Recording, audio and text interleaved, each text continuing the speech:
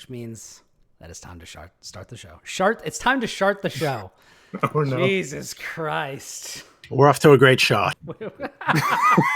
This is like that Super Bowl where the very first play was the center snapping the ball over Peyton Manning's head, and it was just that was the tone for the entire rest of the game.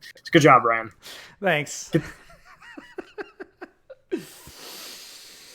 It's episode 277 of The Platformers, a show about games and nerd culture, and I'm your host, Brian Barnett. Hi, I'm Will Berger. Hello, I'm Chris Corneliso, aka Delphi. Howdy, I'm Lucas White. Thank you so much for joining me, everybody. Will and Chris, welcome back to the show, returning hosts, and welcome Lucas for your first time on The Platformers. Thank you for having me. Stoked to be here. Please introduce yourself to our listeners and viewers and let them know, where they might know you from. Yeah, so you might know me from Prima Games, where I was full-time doing game journo stuff for like 3 years. Now you might see me on Shack News. That's where I've been publishing most of my stuff. Also been on Kotaku recently. And I got something else coming up, but it doesn't exist yet. Nice. Now, of course, for those who don't know, Shack News is the site that is dedicated entirely to covering Shaq Fu and its many sequels throughout the years. It's a site I visit all the time, and I want to thank you for keeping that oil alive. It's important historical work. It is. Keeping Shaq Fu. Never let it die. Sorry, that's another terrible joke. But anyways, thank you all for being here. I'm excited. This week we're going to talk about many games, largely because we're going to be talking about the PlayStation Showcase. We're also going to be talking about Live Alive later on in the show, but let's get started with the big news, which is that PlayStation came out to some people swinging, to other people, maybe with a little bit less enthusiasm and fanfare that they would have liked. But how do we want to do this? I've got notes of every single game that came out. So do we just want to run through them real quick, or do we want to just talk highlights? How structured do you want to be, gentlemen? Well, how structured was the actual showcase? We can take a leaf out of their book, and if we say, it was all over the place, we might as well be. Yeah. All right. Well, I'll just go ahead and I'll just list off the things, and if we want to talk about them, then we will. If not, then we'll just leave it a big wet fart and land like nothing. So there you go. The presentation started off with the announcement of Haven's game, which is interesting because I don't know if anybody around here has been wondering what the heck Jade Raymond's team was getting up to, but it was this. It was Fair Games. Now, Will... That's who that was? Yeah. Okay. Yeah. So when I first saw this, and it was scrolling up, I was like, wait a second. Is this Watch Dogs 3? Because let me tell you, I'm a Watch Dogs 1 enjoyer, and I also liked Watch Dogs 2 quite a bit. So if they were making a third one, I'd be in. But it is not Watch Dogs 3. It is, interestingly, and I'm fascinated to hear Will's take on this, because the premise of the game is that the ultra rich need to be punished. They need to be stolen from. And we got to do something about that. And so these heist crews are going up, targeting these billionaires, and unfortunately, they're fighting each other on their way to do that. So this looks like it's going to be probably some sort of multiplayer, maybe like Rainbow Six Siege, but more lighthearted and more, spy versus spy like. But I'm curious to hear if anybody had any thoughts about this one, because I thought it looked interesting, even though I think the core gameplay loop is probably not going to be for me. It was so funny to have a PlayStation event, especially one that's like supposed to be the big one, start with billionaires and bright yellow capital letters. the audacity, you know? Yeah, it's true. I mean, how dare they? Haven't the ultra rich suffered enough? They haven't even at all. But No. Wiping their tears with hundreds. You know how it is. yeah. Will, did you have any thoughts about this? Billionaires are a big problem, says the $1 billion company. Yeah. I think it's a cool premise, but I don't know. It feels like one of those things, right, where it's going to get announced and people are going to get hyped about it, and it's going to be like flavor of the month game for 2-3 weeks, and then everybody's going to go back to whatever their like favorite, long-term, like Final Fantasy 14, World of Warcraft, Call of Duty, whatever it is, and then it's just you're never going to hear about it again. So neat concept. Also, we just got CG, so like who knows how it's going to actually play. My rule of thumb for these things is until I see gameplay, it's not real, and until I can hold it in my hand, it's not coming out. Because pretty safe. Otherwise, you get Scalebound and Deep Dive, and deep down, yeah. Yeah. How about that Overwatch 2 PvE stuff? Yeah, right. Like all those games, right? We're totally getting those. Agent is still coming out, you guys. Rockstar is still working on it. No, it's just, it's not happening. It's not happening. That would have been a really funny thing to announce here.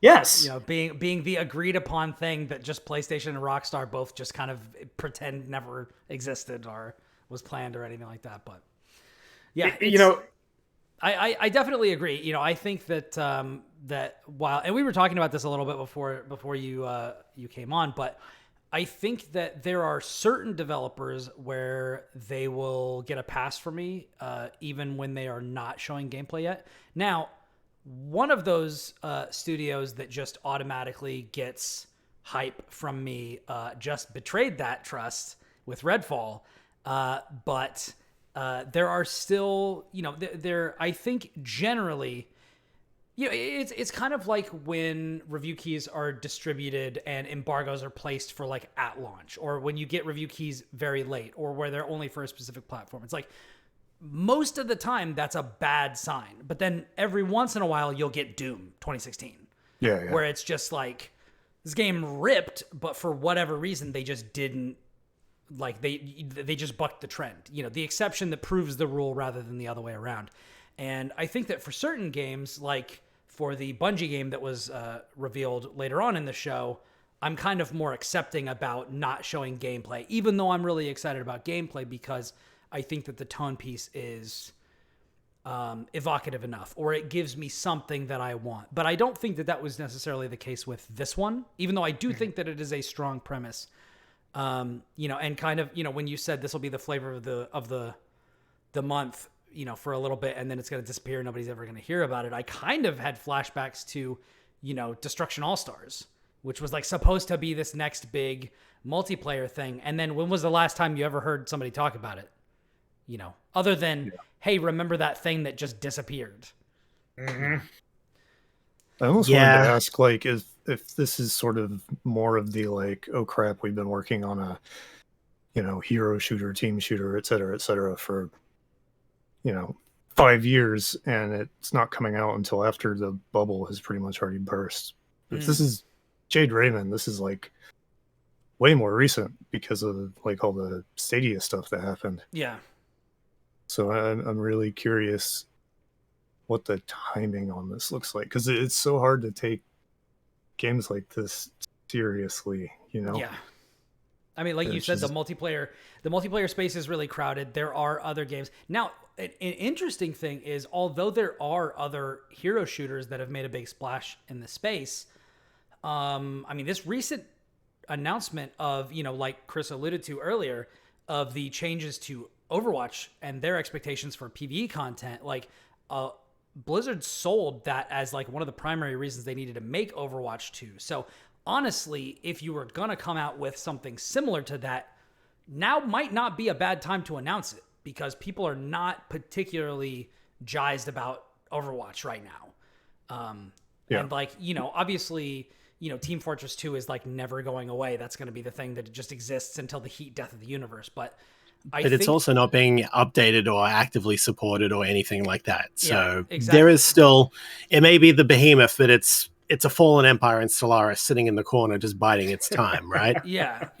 And so I think that if that is indeed what it is, which like they still haven't even like, unless it was like in something outside of the showcase where, they've announced or they have like a new website launch to it and they've got a bunch of details on like what it actually is. I mean, if it is a hero shooter, that makes sense to me, but also, like you were mentioning, Lucas, like with how recent all of that Stadia stuff was, how recently Haven was acquired by PlayStation, it really makes me wonder how far out this game will be. But, apparently Sony saw enough promise in it to purchase the studio, so we'll see what happens. It was interesting. It was the curtain jerker.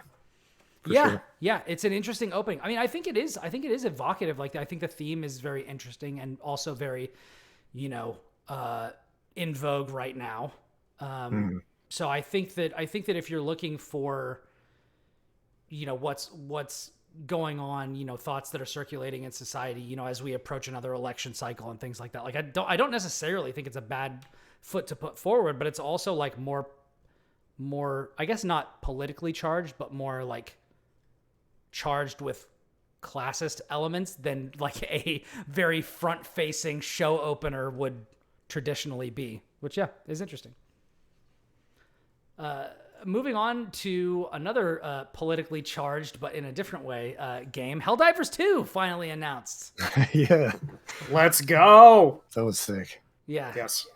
Super Earth. I thought that the perspective change. How did you guys respond to this? Because I will say I really enjoyed the top-down perspective of the original game, and it going like, third person over the shooter. I think the game looks really fun. I'm not sure how I feel about that. How do you guys feel?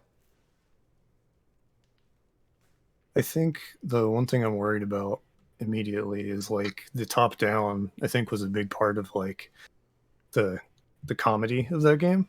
Mm-hmm. Just like you would, you'd see, my favorite memory of that game is like I called for a supply drop or something and it fell on me and killed me.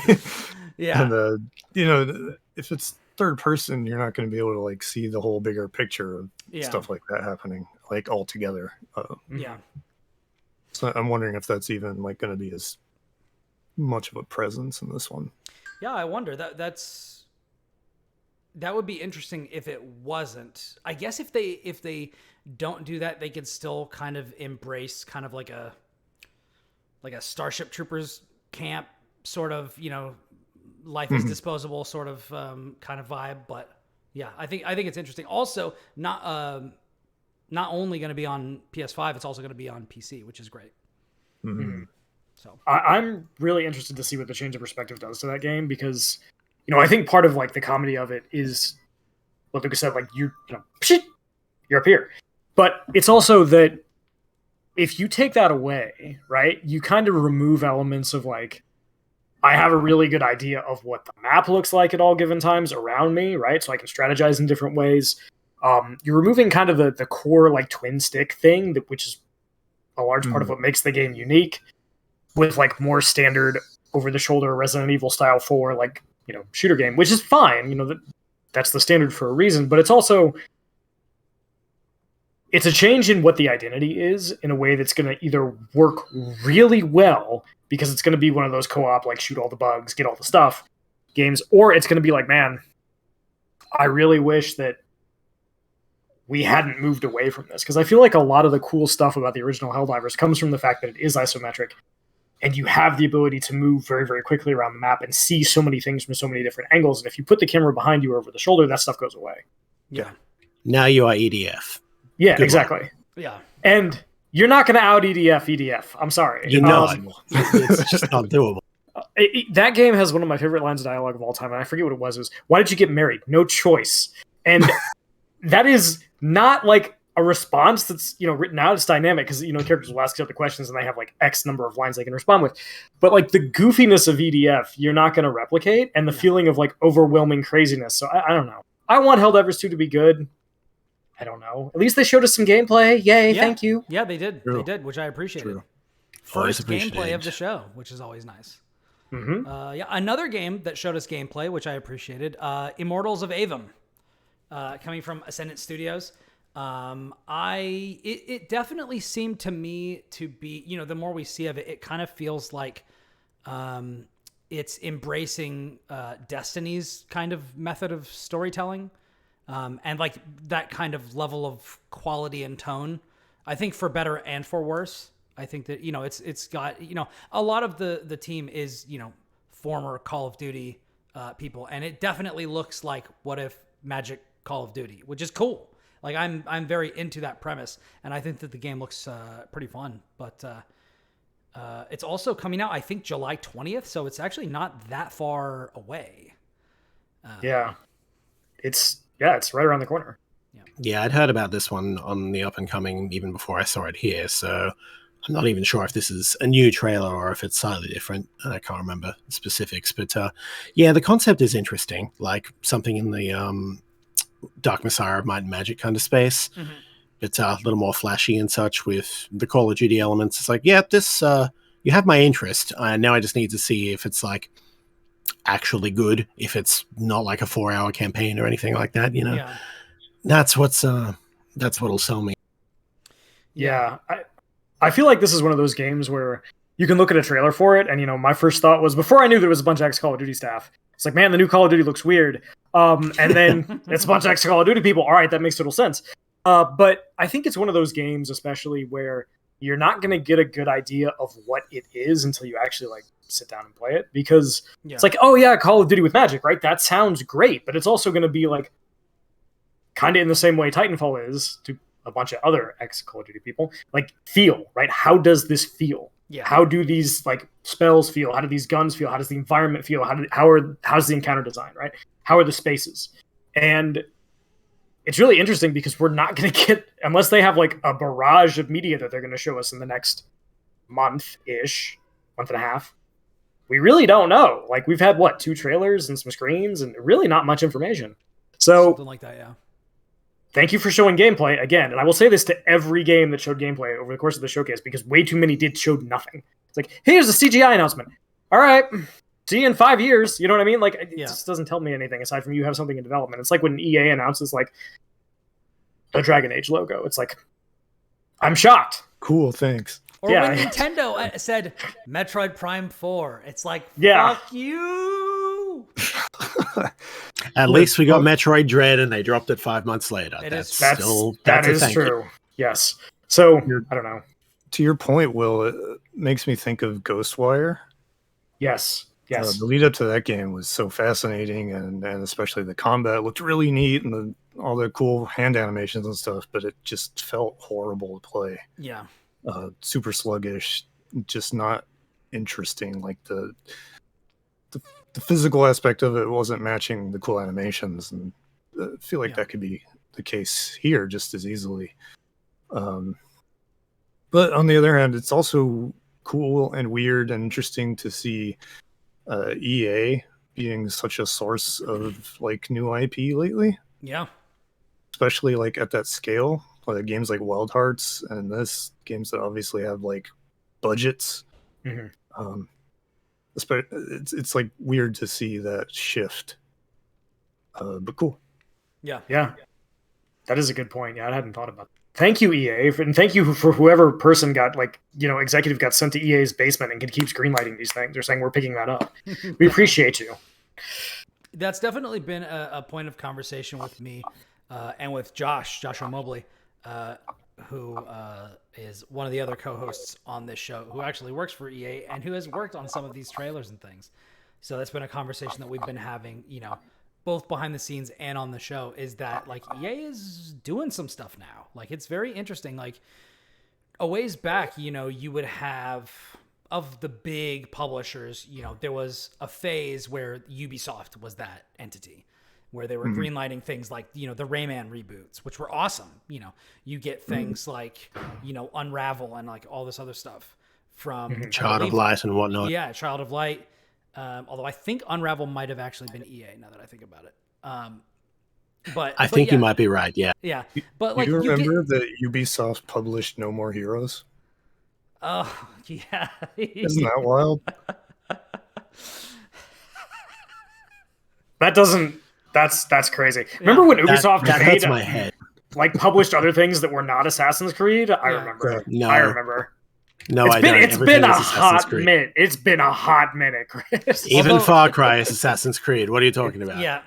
Although I will say, you know, later on we're gonna get into that. When they introduced the next Assassin's Creed, they might have got me back. I don't know. You know, but we'll see. Don't listen to Ondor's lies. But yeah. But anyway, so I thought that was interesting. Another thing that you know, the next game that they announced also had gameplay.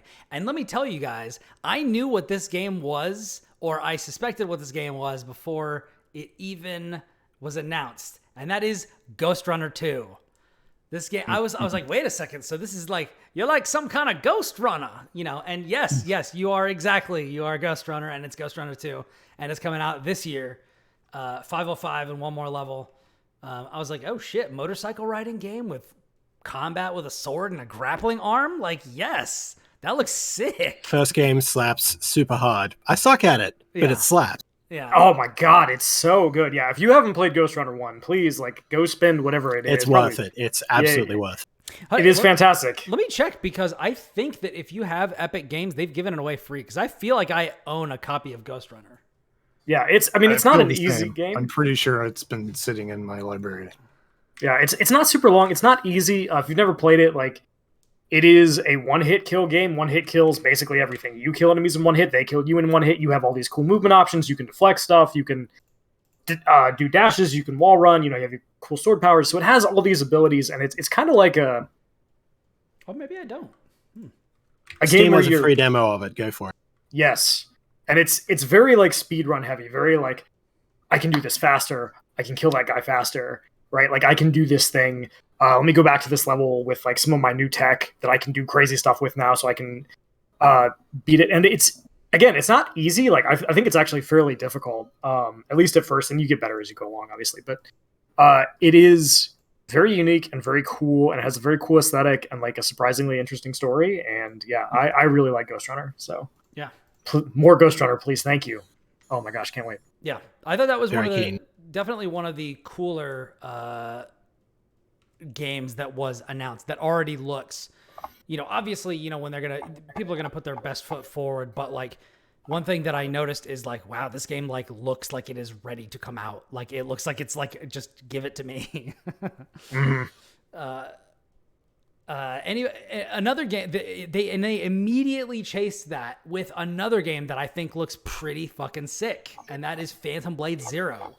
So this is This stole the show for a lot of people, and for good reason. Yeah. And now I just want to know, is it real? yeah. Mhm. Now, This gameplay trailer, so more likely to be real, but you know, we will see. But it's, you know, by S Game and Cruel Man Games, coming to PS5.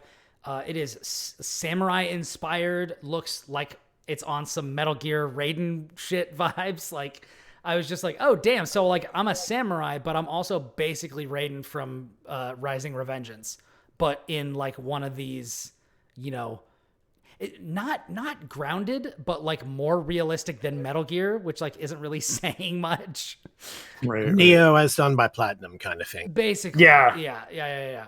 But wall running, high speed slashing, long jump attacks, sliding attacks, like, you know, run through like Iaido style attack, like single strike attacks. It looked sick. Like, I couldn't believe it. At first I was like, oh, this is going to be another one of those, you know, Japanese teams that's doing an also run Souls game. And then it very quickly was like, no, we're not at all that. We're not that at all. We're doing something totally different, which is awesome, you know? Yeah. If you had shown me this and said this is a Team Ninja game, I would have believed you. Yeah. 100%. Because that's the vibe I got from it in the best possible way. Very Neo, very Ninja Gaiden, very like fast, lots of cool acrobatics. I really want to see how much of the stuff that we saw is scripted versus like how much of it you could just do in real time. But Yeah.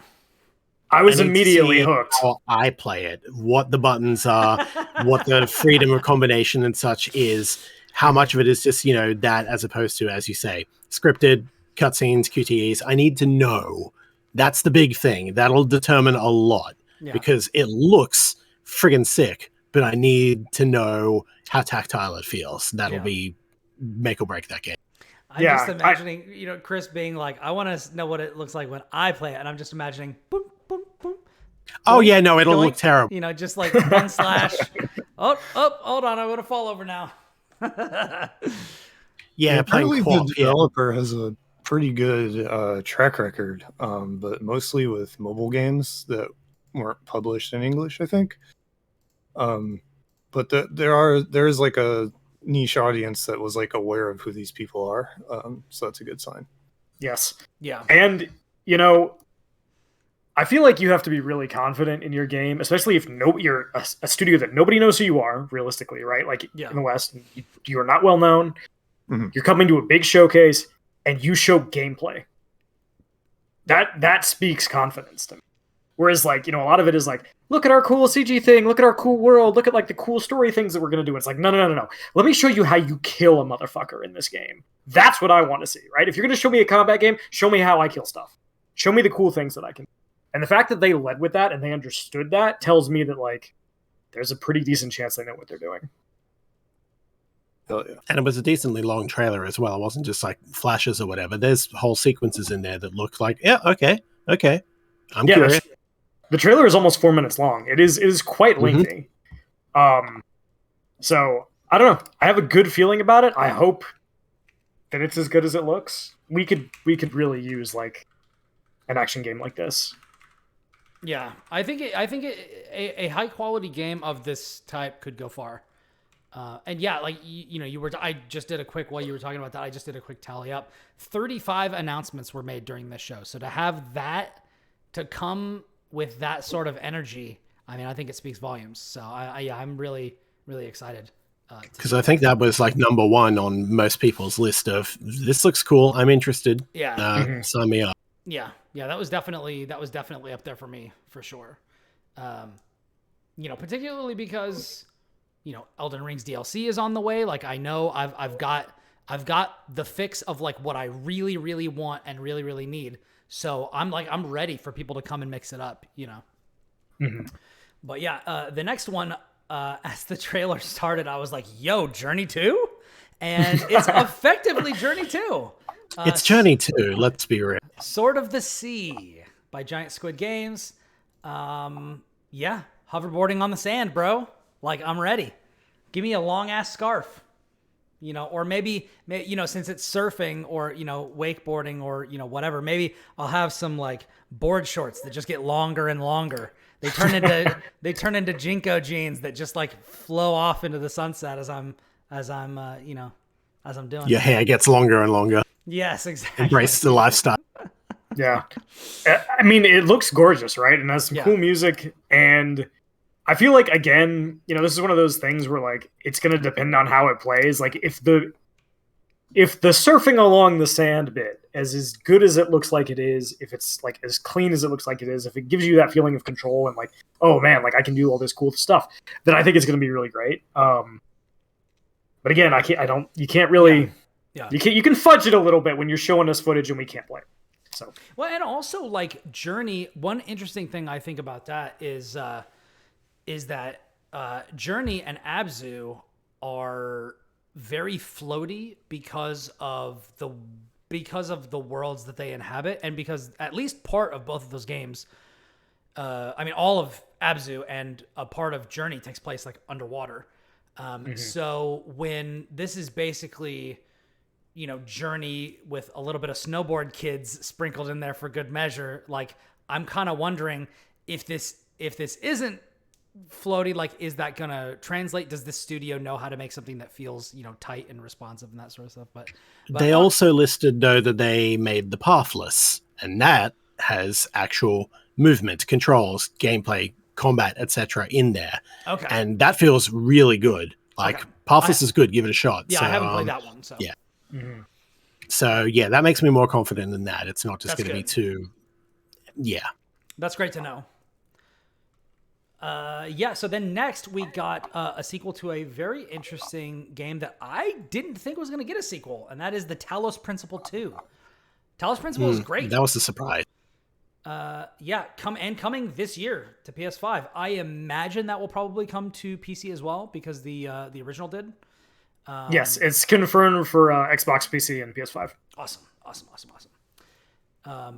I didn't really have any other thoughts other than Talos Principle good, Talos Principle 2 probably going to be good. Yeah, People tell me it's good. I haven't got to it yet, but I'm happy for those who are excited, including a bunch of my friends. It's been a hot minute, right? It's been almost 10 years since that game came out. It's been a while. Jeez, has it been? Oh my God, my life is evaporating before my very eyes. I feel like that is a 2014 game, but somebody can hot check me on that. But I'm checking right now. You are correct. 2014. Oof. Yeah, it has been a hot second. Yeah. So it will again, be coming out 9 years after the original. It's a very nice subset of games. You know, you've got things like, you know, to a lesser extent, The Witness, you know, and then you've got, you know, these sorts of games where you're going around, you know, you've got Portal, you've got, oh my gosh, the Turing Test, you've got, oh my God, what was that other one that I just played? The Swapper? Oh no, Swapper, although the Swapper is great. The Swapper is really, really great. There was another one where you were, you had a gun that could rewind time, so you could like unbreak sections of the environment as you escaped. Oh my God, I can't believe I'm forgetting it. The Entropy Center? Yeah, that one.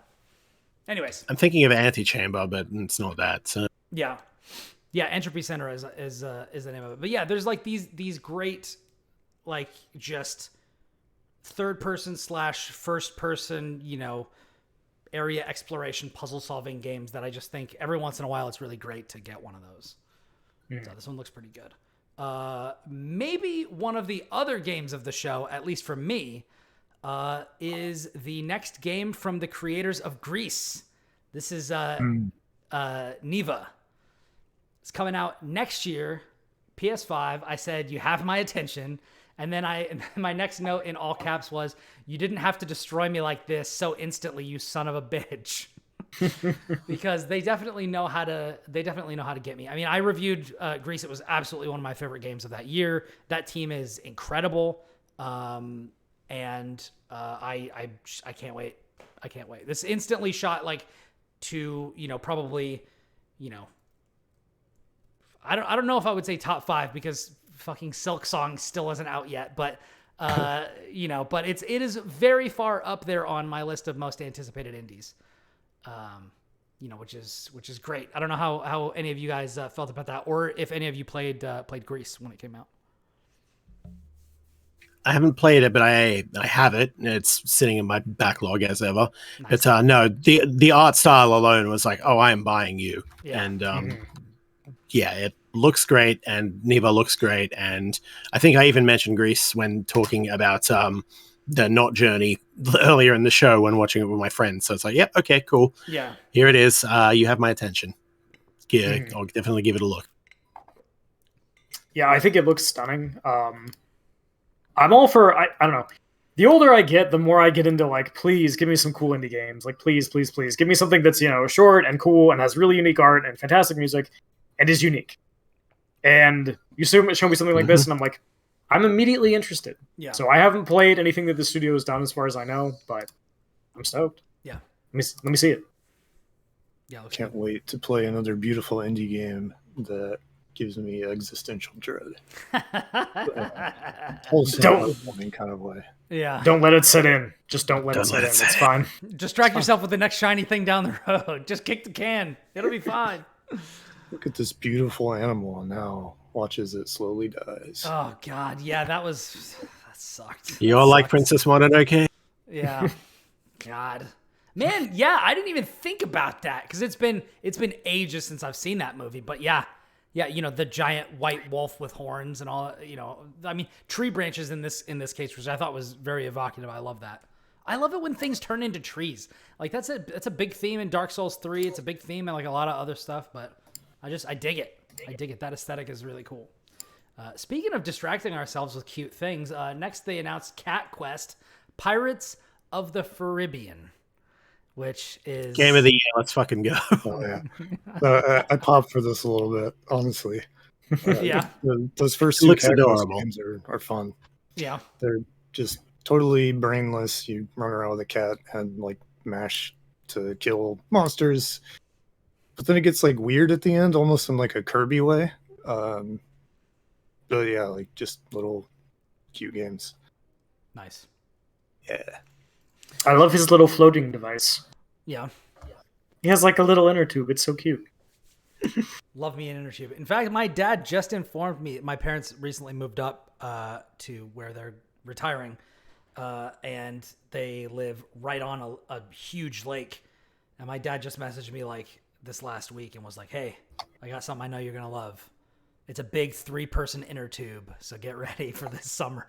So it's gonna be wild. It's gonna be wet and wild, guys. I'm excited. Speaking of wet and wild, we have the now legally distinct Square Enix Nintendo game where you shoot different colors of liquids and materials onto the screen to assert your dominance. It's Foam Stars. Absolutely. Seems like a festival where you go splat almost. Absolutely wild. Sometimes I sit here and I wonder, and this is not to say that this game will be bad or anything, but sometimes I sit here and wonder who things are developed for. Because I'm like, I feel like if you're a Splatoon fan, you probably already have Splatoon, right? Like, this makes sense. Yeah. And so you're like, I would like to play Splatoon, please. One Nintendo Switch and a copy of Splatoon, right? And you can also play Zelda and all these other fun things. Yeah. So it's like, we are making a Splatoon-alike, and it's like, you're like 3 games too late, bro. Like, Yeah. Now, one So- thing I will say is perhaps they are developing it for everybody who doesn't have a Switch, but at this point, with 125 million units sold, or I forget how many it Do actually these people is. still exist? I don't know. I mean, I don't know. Almost as Yeah, many it people goes own a back- Switch as own Grand Theft Auto 5. Jesus Christ. Yeah. Tell me that. Oh my god. So I feel like, if you want to play Splatoon, like, you're good, right? Like, Yeah. so I don't know. I feel like this is like someone saw Splatoon and was like, we could do that. Like, a lot of people have seen Destiny and Diablo. We could do that. Yeah, I mean, Yeah. it goes back to the multiplayer game thing of like how many of these have been in development for how long, and everyone's trying to like find their Fortnite meal ticket or whatever. And like I'm usually the Square Enix apologist in a conversation, but this is really weird coming from Square Enix. Yeah. Especially because like they've had a lot of really big misfires in this space, especially like on mobile lately. Mm. They're So throwing they- what they can at the wall to see what sticks. And they're hoping this one is actually literally sticky, so Yeah. It's interesting because it seems like they're kind of mixing the Splatoon with the hero shooter thing. Like I think the characters are distinct. That could be interesting. Yeah. Um, It seems to me like somebody is like, hey, what if a grown-up version of like Sex Sells Splatoon? How about that? Where we were literally popping champagne and spraying it all over each other. And our characters are all definitely adults. And also like a lot of the aesthetic is like, hey, what if we're maybe fighting in a casino or something like this, I don't know. It would have been a very interesting pitch meeting, to be sure. the one interesting thing I saw about the trailer that might give it something is the actual shaping the topography, given that, Yeah, I thought that you was interesting, change Splatoon, you change the color of the map. You don't build up on the map or build hills or terrain or anything like that. And that looks like it could potentially be interesting if it builds up or whatever, but I don't know how interactable it'll be, how much there'll be to it. And I worry that, like the Fair Games discussion, it's a case of who is this for? Is this trying to hit the market? Is it just going to come out, be interesting? A couple of people will play it. It'll drop off. It won't have critical player base. It'll be dead in 6 months. That's what I worry, I guess. I think that's kind of just generally my baseline assumption for all of these games is that I think it's probably more reliable. It's probably more likely that a lot of these, like the vast majorities, are going to fail. Occasionally you will get a, Rocket League, a Fall Guys, a Fortnite, even something as big as PUBG like is not what it was, because then Fortnite came out and just ate its lunch. One thing that I do think is that I do think that is very interesting, the topography, and that was something that I thought of when one of the characters was basically spraying this like snow hill that they then jumped up on and were able to if I recall correctly, like maybe slide down a little bit or something like that. But having that sort of a thing could be interesting. It could be like a more simplified version of Fortnite's build mode, where you're creating these towers and things like that, vantage points for you to kind of snipe your enemies, but it also makes you a bigger target, these sorts of things. But you don't have to like manage a separate menu. You just do it by shooting something for a while. That could be interesting. But yeah, we'll have to see. Mm-hmm. Yeah. I think Square Enix apologies coming back. I do appreciate that once again, like this is a AAA adjacent company that is tossing out new IP at a pretty regular clip. Yeah. They don't always land really well. Yeah. But they're taking swings that a lot of other companies would not. That is very true, and I got to give them credit for that. And I think that later on in the show, in our next segment, I think I'm not going to speak for everybody else, but as far as I'm concerned, like I think if you're a Square Enix fan, don't worry, they're going to get some love. They're going to get some sugar later in the show, at the very least. So yeah, next thing that was announced was the Plucky Squire, which I thought was interesting. Now, I don't know about you guys. This is coming out this year on PS5. I imagine it's probably coming out on PC and everywhere else, because this I think all but like 2 games are PS5 exclusive, not PS5 exclusive rather. Yeah. So expect them on PC, Xbox, all of that. Yeah, specifically one of the reasons why I anticipate that is because this is being published by Devolver Digital, and their stuff pretty much always goes everywhere. And they're also responsible for a lot of really sick stuff. Like I think as far as publishers are concerned, they might have like maybe my highest hit rate. Like everything that they put out, I'm just like, damn, this rules.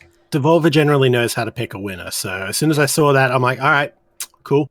Yeah. I was interested before, and it's like Devolver back to it. It was like, all right, they know something. Yeah. Mm-hmm. So I think this looks really fun and cute.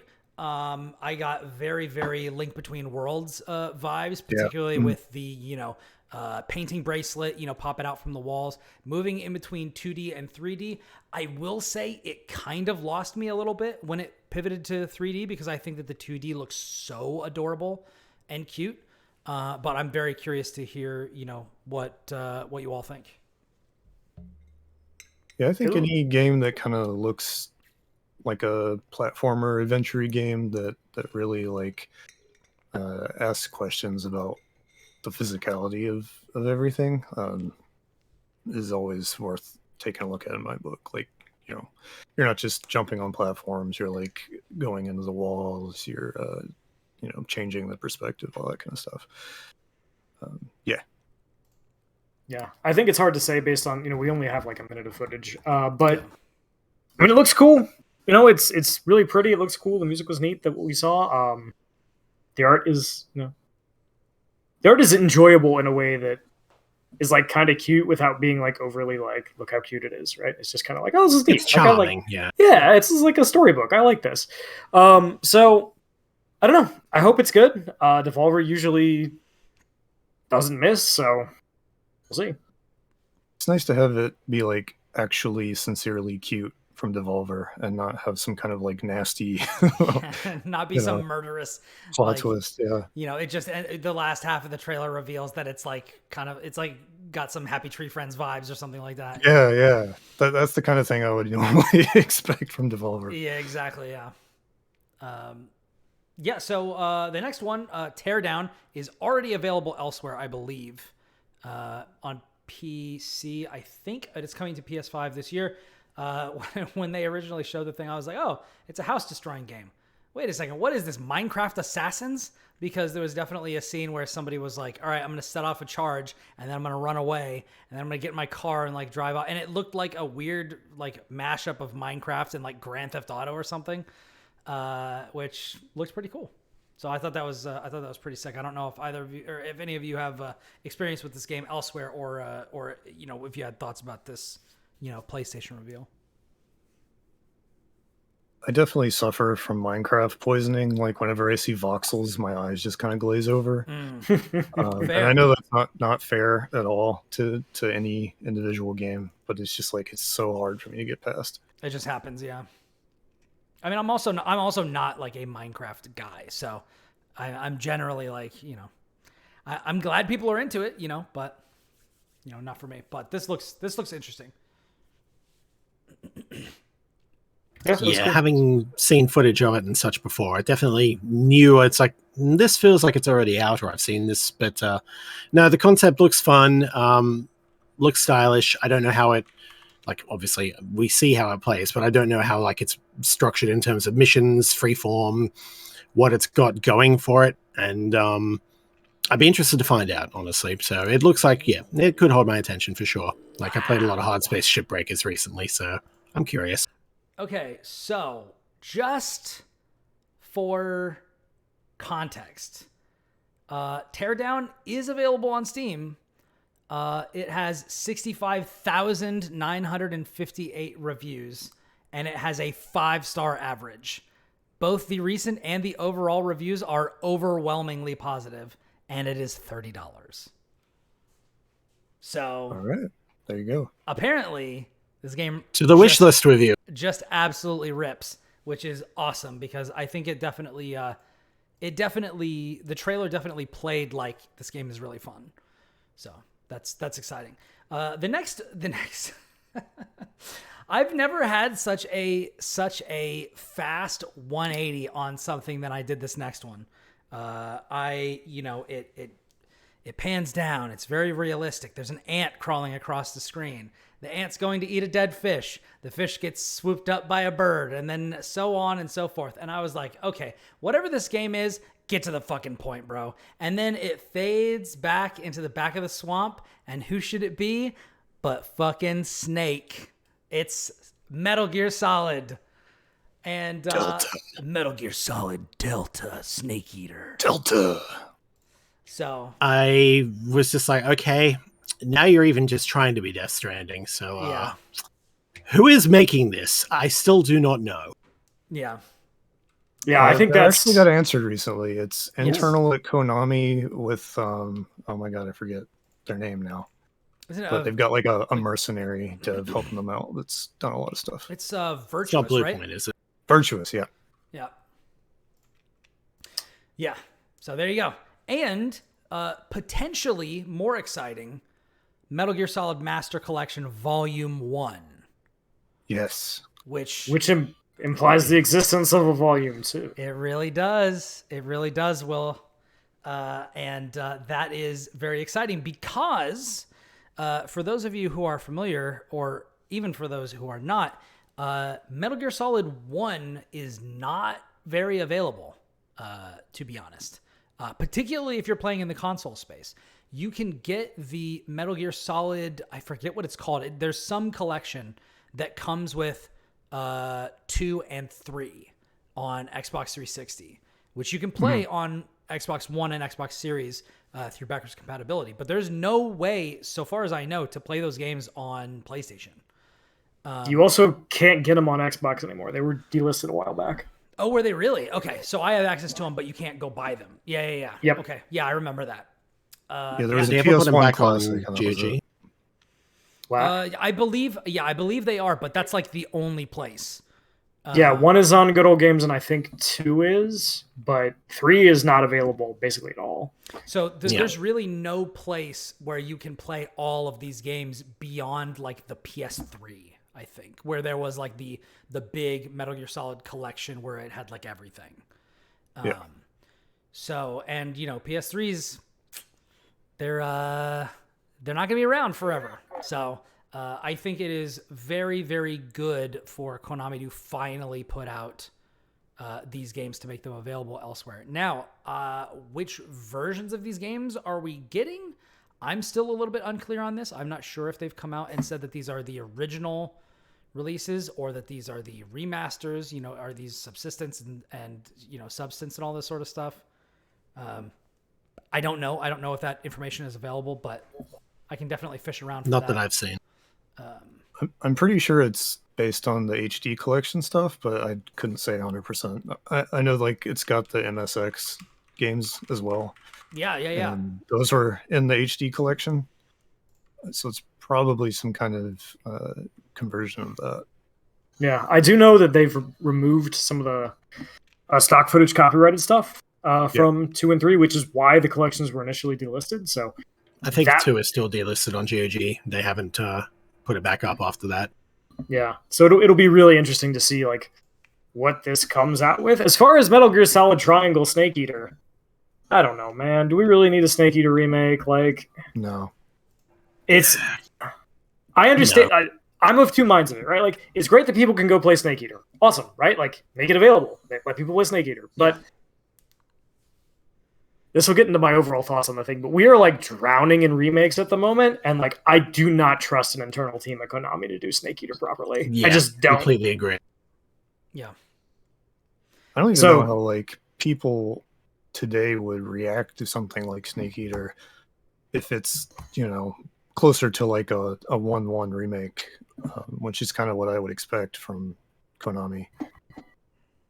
Because it's just like endless wordy cutscenes of lore and stuff that like doesn't fully make sense if you haven't played the other ones, even though it's like a prequel and all the wacky Metal Gear stuff. And it's just like, how does that play straight by itself? Death Stranding was well received, but it may have just been well received by us sickos who appreciate Kojima. So who knows? And I also looking at to my recollection, Metal Gear Solid 3 still has like the most flagrant use of forced camera perspective on certain assets of certain characters in the game. I don't know if you guys remember the introduction of Ava in the game, but it's very very Peeping Tom, as far as the vibes on this one. So are they gonna still include that in the game? How is that gonna go over now? Because Quiet didn't really go over that well when 5 came out. So, and this is maybe not story based, more ridiculous, but definitely kind of more fan servicey ridiculous. I think maybe when the game comes out, you can take some time yourself to think about your words and deeds. You will regret your decisions. I think 3 is operating in an interesting space because it's essentially a Bond film, and like a lot of it is very wink, wink, nudge, nudge, like you're in on the joke, and including the ridiculous song, like in the middle of the I almost said movie, which I think says everything that you need to say. That I almost said that. Anyway, Snake Eater's great. It is great, but I don't know. I think that stuff, like the Eva stuff, will land because it's like partially being sent up and also like partially being subverted, and like she kind of gets the better of Snake in certain situations. So we'll see. I don't know. I just kind of look at it and I'm like, man, just leave Snake Eater alone. Like, make it available. The game is still great already. You don't need to redo it. What can you add to it, especially without Kojima, to actually make it worthwhile to exist? A fresh coat of paint isn't really enough, isn't really to justify its existence, And that's how I feel about a lot of the remakes. Like, some of the big remakes we're getting this year, at least they kind of justify their existence in certain ways. Others, they're less so. Like, depending on who you ask. I know, Will, you don't like Resident Evil 4 remake, and I get it. But, just, I don't know. So it's interesting. Make them available, make something new. I have the game information right here. So on the PlayStation Store, it says Volume 1 of the Metal Gear Solid Master Collection includes Metal Gear Solid 2, or Metal Gear 2 Solid Snake, Metal Gear Solid including VR missions and special missions, Metal Gear Solid 2 Sons of Liberty HD Collection version, and Metal Gear Solid 3 Snake Eater HD Collection version. And then it has a little footnote that says this collection includes the classic versions of the games, complete with minimal edits to copyrighted contents, which it is effectively them bringing, what Chris was asking for, which is just making the classic versions of the games available. So I would Fine guess, with that. Don't need Delta. Yeah, I would guess based on that they're probably going to take, if not liberties, that they'll definitely be a little bit more free and loose with Delta. Just because, why, what would justify its existence, if it wasn't at least, basically what I would expect would be something, maybe not on the level, but of the spirit of the Demon Souls remake for PS5, which is you add a few quality of life updates, huge graphical, updates, and then maybe you add a couple of Easter eggs or changes, to kind of surprise and delight fans of the classic game. And then you kind of call it a day. That's kind of what I would expect. Particularly because I don't know that Virtuous or Konami has a real visionary or auteur like Kojima to take the helm on what would be, creative departures from the original vision. And if you don't have that, granted, Konami isn't necessarily known for making well thought out decisions and things, particularly in the gaming space. But are they not? Yeah, but Super Bomberman 2. Yeah, but would you really want to do that if you weren't would you really want to depart and make creative differences when you already know the original is beloved and also you don't really have another person steering the ship in a very specific direction towards another? Konami doesn't care. Vision? Make them money. That's it. Yeah. Also noted the voice actors would be the same, which has me leaning more towards the 1-to-1 thing. Yeah. Because I feel like some of those people aren't working anymore. My guess is they just lifted the audio wholesale from 3. Yeah, exactly. That's what that says to me. I would be surprised if it was anything new. Yeah, if it's not re-voice acted, that would be really interesting. If the game looks, if they do a graphical overhaul, but then it still has the same deliveries, that would be very, potentially for fans of the original weird. At least, it would be pretty jarring, I think. Yeah, but look, we'll see. As I want 2 things from Konami. All right, as far as Metal Gear goes, I want remakes of. Well, as far as Metal Gear goes, I want remakes of Metal Gear 1 and 2. If you talk about games that could actually use remakes that would make the games better, Metal Gear 1 and 2 actually would improve the game. And 2, if you're going to put together a Volume 2, please, for the love of God, put Ghost Babel on it so people can actually play that game. I was theorizing that Volume 2 would be something like 4 Peace Walker, probably not 5. Portable ops. And then, portable ops, maybe Acid, some of these games, Acid 1 and 2, portable ops. I think portable ops got a sequel, didn't it? It was a update or something. Okay. Yeah. But I was thinking I was thinking maybe Volume 2 would end up, it would end up kind of being like the Kingdom Hearts collections, where it's you get you get several of your bigger entries, and then you get a couple of the the smaller entries. Like in Volume 1, you got Metal Gear 2, and then the second one you get some of the PSP games. You get stuff like that, and that would be an awesome way to bring in some of those, because if you're calling it the Master Collection, if you get all the volumes, this should have everything, right? Put Snatcher in there. Or else it's got Metal Gear in it. Yeah. Or else it's not really a master collection. So I hope that's what we get as well. I feel like if Acid does make it in, that would be really significant. That was one of those PSP games that just completely vanished. It didn't even show up on the PlayStation Network. So if you didn't have a hard copy of it, that was it. And it's been that way since it came out. The other thing is, they do that is, again, that'd be a pretty big deal. They want to win over the people. They know what we want. They know we've made our list of demands. If they port Metal Gear Solid 4, I will be amazed, and I'll be very. They have to, right? If you're gonna do a Master Collection, you have to. But I don't know. Yeah, there's a reason that game never got ported. Yeah, it'll be interesting to see everybody get angry at that a second time. Oh, it's going to be hilarious. It'll be great. Please, Konami, port Metal Gear Solid 4 for the discourse and no other reason. Yeah. Port Metal Gear Solid 4 so I can not play it ever again. Yeah, exactly. All right. That's Yeah, I will say Konami's other collections that have been coming out have all been really high quality. I don't think it's relevant here, but they typically work with M2 on their emulation, and those people are geniuses. They had a lot of interesting features, like Are those the ones who did the Castlevania. Castlevania like Yeah, the collection, the Castlevania one Castlevania was Advanced really good. collection? Yeah, those are great. Yeah, yeah. Those are really And great. they added in like different versions of the NES games, so you could play like Castlevania 3 in Japanese. And they also like localized Kid Dracula, so that was like a brand new localization. So they're willing to Yeah. do stuff like that now.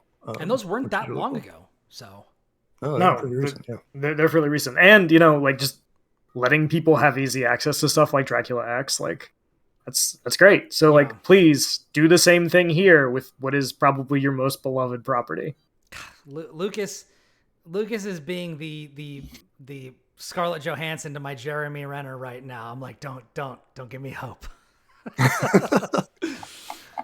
But that would be amazing. Like if we could get that level of thing, and then continue to give us more of those Castlevania games, give us more of those ports, bring forward those like original Xbox and PS2 games, man. Give me Order of Ecclesia, please. I mean, yes, dude. The DS one's definitely. Excuse me, the best Castlevania game, perhaps. Whoa. Goddamn right. I think we need a whole other podcast for this one. Hell yeah. It's nice to have a man of culture and distinction on this show. There we go. Okay, so next we got Towers of Agazba, which I'm gonna be real. I don't really. Oh, you know what? Never mind. I do remember that. That's the like third-person action game world builder where you're restoring your homeland, and there was a bunch of like animal riding, and there was like flying crazy dinosaurs and stuff. I think I have one. My note here says flying horseshoe crabs that you can groom and pick parasites off of. Yay! I don't know if you guys remember this game at all. Wasn't this Not even a little. Breath of the Avatar, I guess? Yeah, is one way of basically, putting it? yeah, by Dreamlight Games. Featuring Minecraft, yeah. Yeah, coming out. Interesting premise. Would need to see more.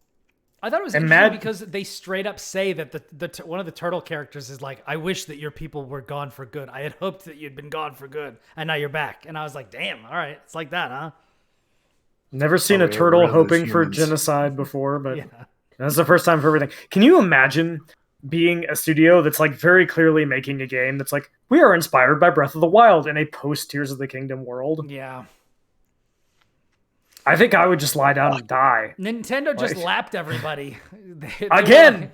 they were like, well, we moved the goalpost, but then while you were trying to catch up to where we were, we went like way far. You know, just as an aside, like since the last time we recorded the platformers, I've played like a lot more Tears of the Kingdom, and while I'm still not like super into like the combat, I'm definitely higher on it, and I think the puzzles are like some of the best. That The like, puzzles are the highlight. That's it's- what keeps me going. I'm I just want to like- find more shrines and puzzles. exactly. I don't want to fight. I want to Yeah. find. I want to build. What I want now is I want like Portal, but Zelda, where it's just Link moving from one test chamber to the next, like just shrine after shrine after shrine. Abandon the open world. I don't want to anything. Just take me from one shrine to the next, and just let me do it. So what you're saying is you'd like Ocarina of Time.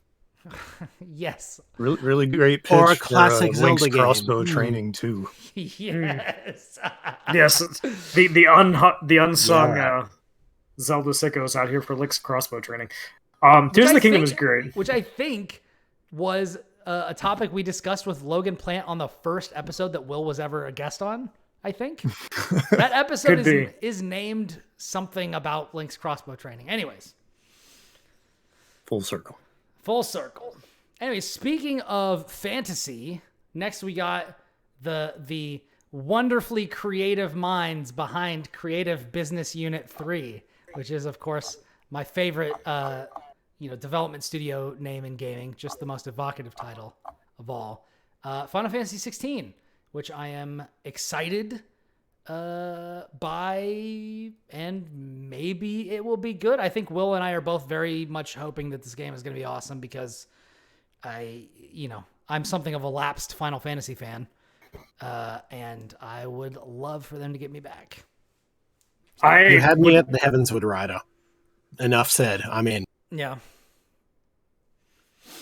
I read recently it's based on, not based on, but like inspired pretty heavily by Dragon Quest V. So that's kind of like a ping for me. But I've mostly been ignoring it just to kind of see what happens when it's out. Yeah.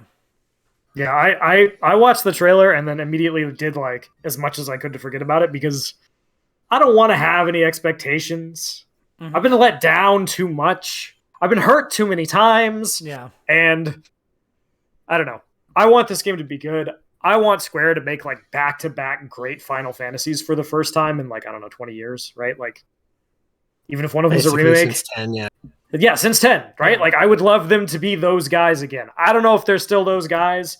I think at this point, if this game comes out and it's not everything that everybody thinks it's going to be, then we just have to have that really honest assessment with ourselves that Final Fantasy is not that series anymore and move on and stop, like, getting disappointed over and over and over again. However, if you're going to get the Devil May Cry combat designer here, I'm a little more interested, so I hope it's good. I really do. Yeah. It looks amazing. I'm sure the I want it soundtrack to will be good great. so bad. So badly. Like, Please don't fuck this up. please, we all want it to be good. Even I, who like routinely make fun of Square Enix, want this game to be good. Yeah. It's just I don't know if we've like just talked with you about this as a Square enthusiast and apologist, Lucas, but Will and I are on the same page about this, and correct me if I'm wrong, but for me, Final Fantasy X was the last great Final Fantasy, and Final Fantasy XII was the last good one. And that's kind of... Now, I know that the critically acclaimed MMORPG Final Fantasy XIV with a free trial up to Heavensward or whatever, and I have played a bit Got of it. in one. Yeah. I've played through A Realm Reborn, and then I just got to the point where I just could not. So I haven't done the interstitial stuff between there and Heavensward. So like I know that people love. You're almost there. Keep going. I know FF14. After okay, I have a sub reactivated to WoW. When that is over and I've got some breathing room, I am planning on going back and trying FF14 again. I've got Good luck. Dragonflight's really good. Yeah, Yeah, I'm enjoying it, but I'm curious to know what you think about that stance, Lucas, and also what your vibe check is for 16. It's funny because 10 is where Square Enix lost me for a while. So I was like way up here, and then 10 came out, and I was like, and then I didn't come back until 15, which I really, really liked, which I know is like a weird outlier. So my worry the is discourse like around 15 that it's not good. Like I don't like it, but I just imagine a world where 15 is huge and people love it. It's very mixed. Yeah. Did I feel like but it's it is extremely very, mixed. very, very mixed. Okay. Yeah, I hate it. I think it's terrible. Yeah. But There yeah. you go. Yeah, I can't take It's defensible. Liking 15 is more defensible than liking 13. I'll give you that. There you go. There are some crimes that are not forgivable.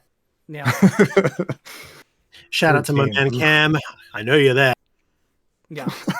but anyways, Lucas, not to cut you off. I'm interested to hear. Oh, what no you think. problem. I think that like Square Enix is in this weird position where like 14 really like bailed them out of a potentially bad spot, and Yoshida is like their this guy can like fix problems guy. Yeah. And so he's not the director, but still they've been like leaning on him heavily for like this is the reason this game is going to be all right and come out. Blah, blah, blah. Yeah. So I'm just worried that like you put too much of your stuff in like the same team's hands, it's gonna kind of like bleed together a little bit in a series that like makes its name on like doing something different each time. Also, like the Game of Thrones vibes really have me like kind of raising my eyebrows. I'm worried it's going to be like super edgy and not like an interesting or fun way. Yeah. I feel like I definitely heard that where they were like, I don't know if they required, but they had the development team watch Game of Thrones, and I was like, please tell me they stopped at like season 4 or something like that. Like, please, I don't need this. Watch to get so to the you end. know what not to do. Yeah, I don't want to. I don't want them to like watch this and then we get to the end of Final Fantasy 16 and the plot just shits the bed. I mean, if I was there, I would have yanked the plug before they even started the show. So that's kind of where I'm at. Makes sense. Makes sense. Yeah, I am interested. I think the stuff with 15 gets misrepresented as far as like the development turmoil. You know, people are like, "Oh, that game was in development for 10 years." Not really, but it was another like patch job. Like they bring Tabata in to fix it and ship it. I believe they restarted and like developed the version we had over like 3 years. And then even then they like it's abandoned their 3 DLC plans as well. So they were Yeah, planning on having yeah. those things. So it's then they're like, oh yeah, forget that episode art isn't coming out. You know, and it's just like, Yeah, well, Tabata was kind of like gonna be their Yoshi P for a minute there. I felt like oh, he's gonna fix everything, and then something went bad. Like there's no way that was like a, amicable departure. That was too abrupt and weird. No, man, they put that dude in the basement. Like, Yeah, which is Like, wild. In the basement with Forspoken, yeah.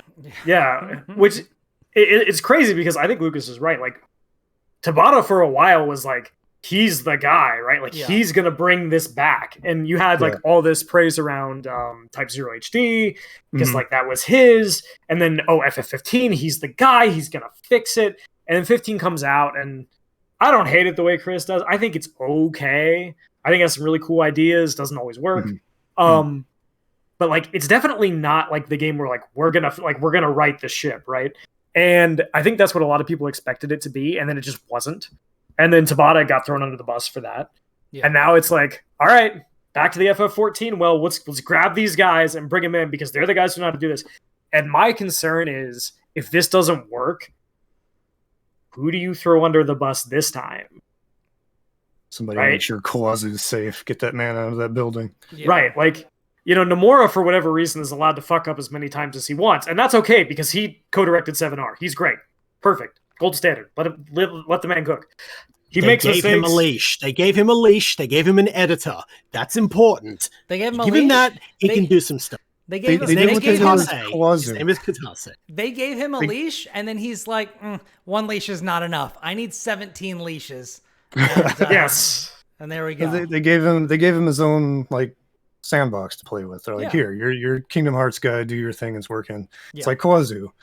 You were on Final Fantasy, but you're kind of weird, so we'll put you over here and let you do your thing. But Yoshida, they're just like, please, Daddy, fix everything. Yeah. So you did a miracle once. Keep doing it. We need them. We're terrible at our decisions. You're bankrolling all of these failed live services. Go, go, go. Yeah. Yeah. To their credit, like I think Square Enix is looking a lot more different now that they've kind of given up on doing their own engines.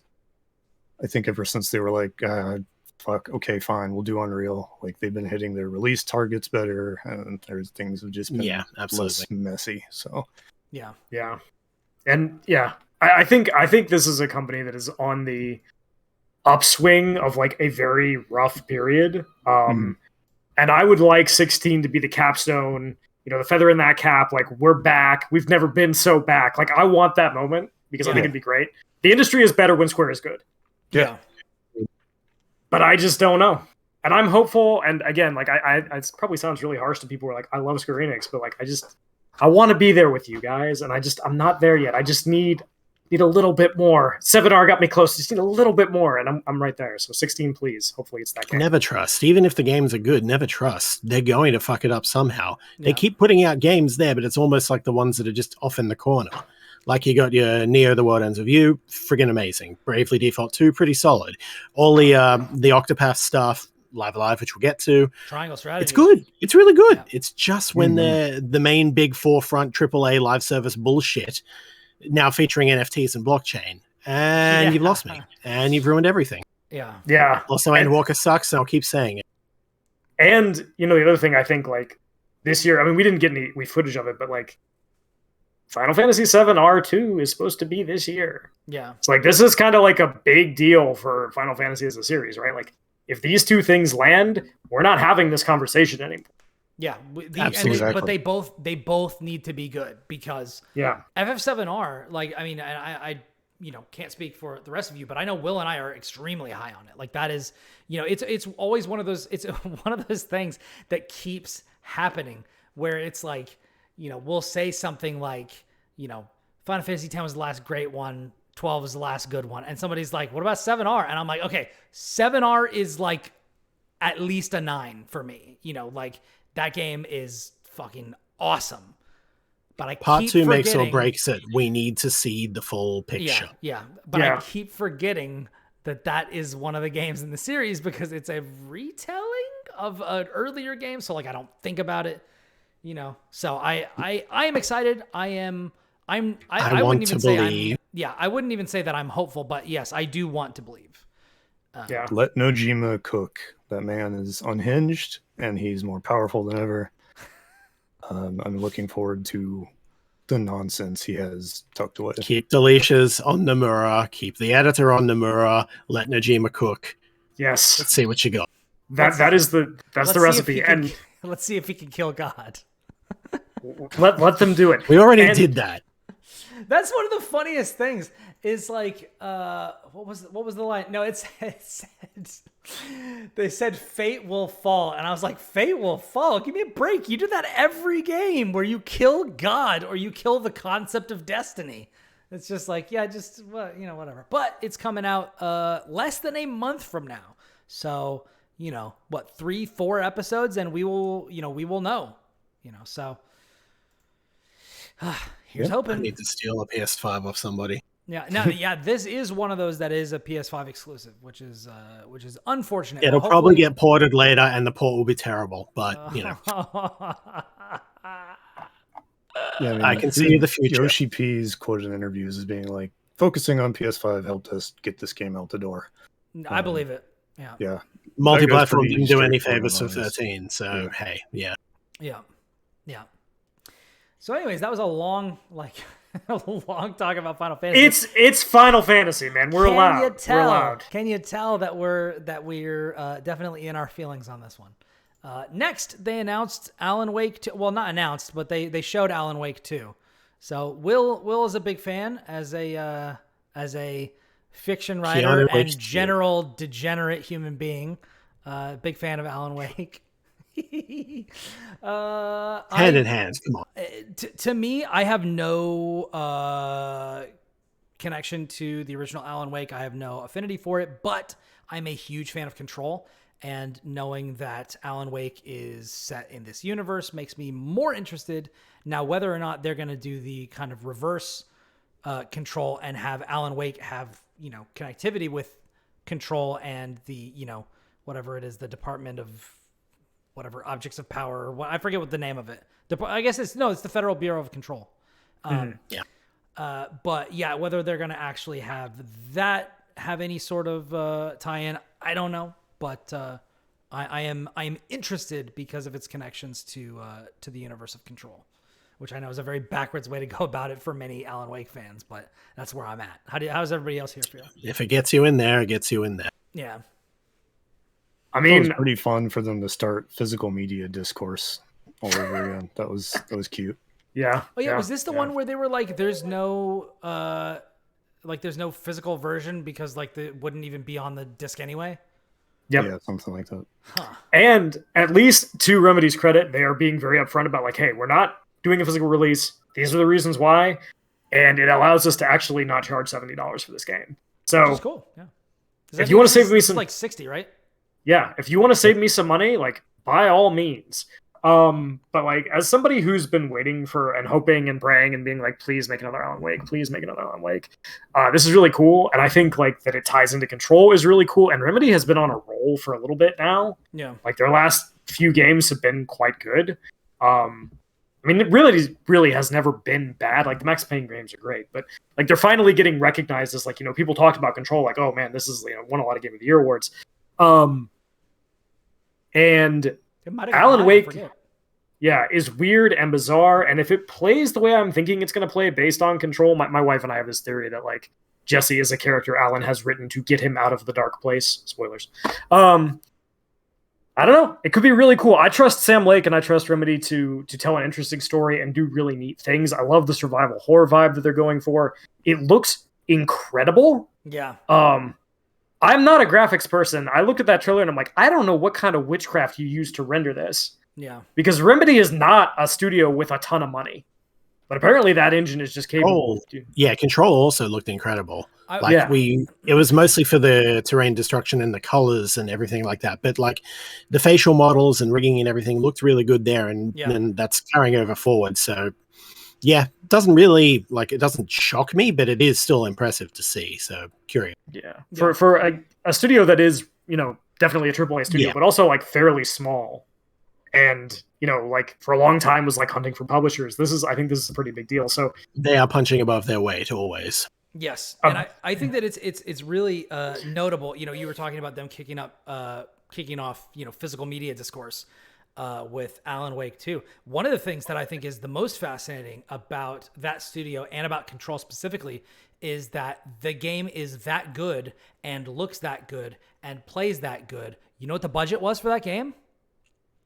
$50 million, which is a fraction of what all of the, many of these other AAA games are that are going up for, for Game of the Year awards. You've got something like, you've got some games out here that are like, oh, it's $200 million or it's $300 million or it's $400 million or it's $500 million or something like that, when it gets to like Grand Theft Auto, and these sorts of different games. But a lot of these Sony exclusives are up in that area. And, this is something where, oh my God, I forgot who the last head of PlayStation was.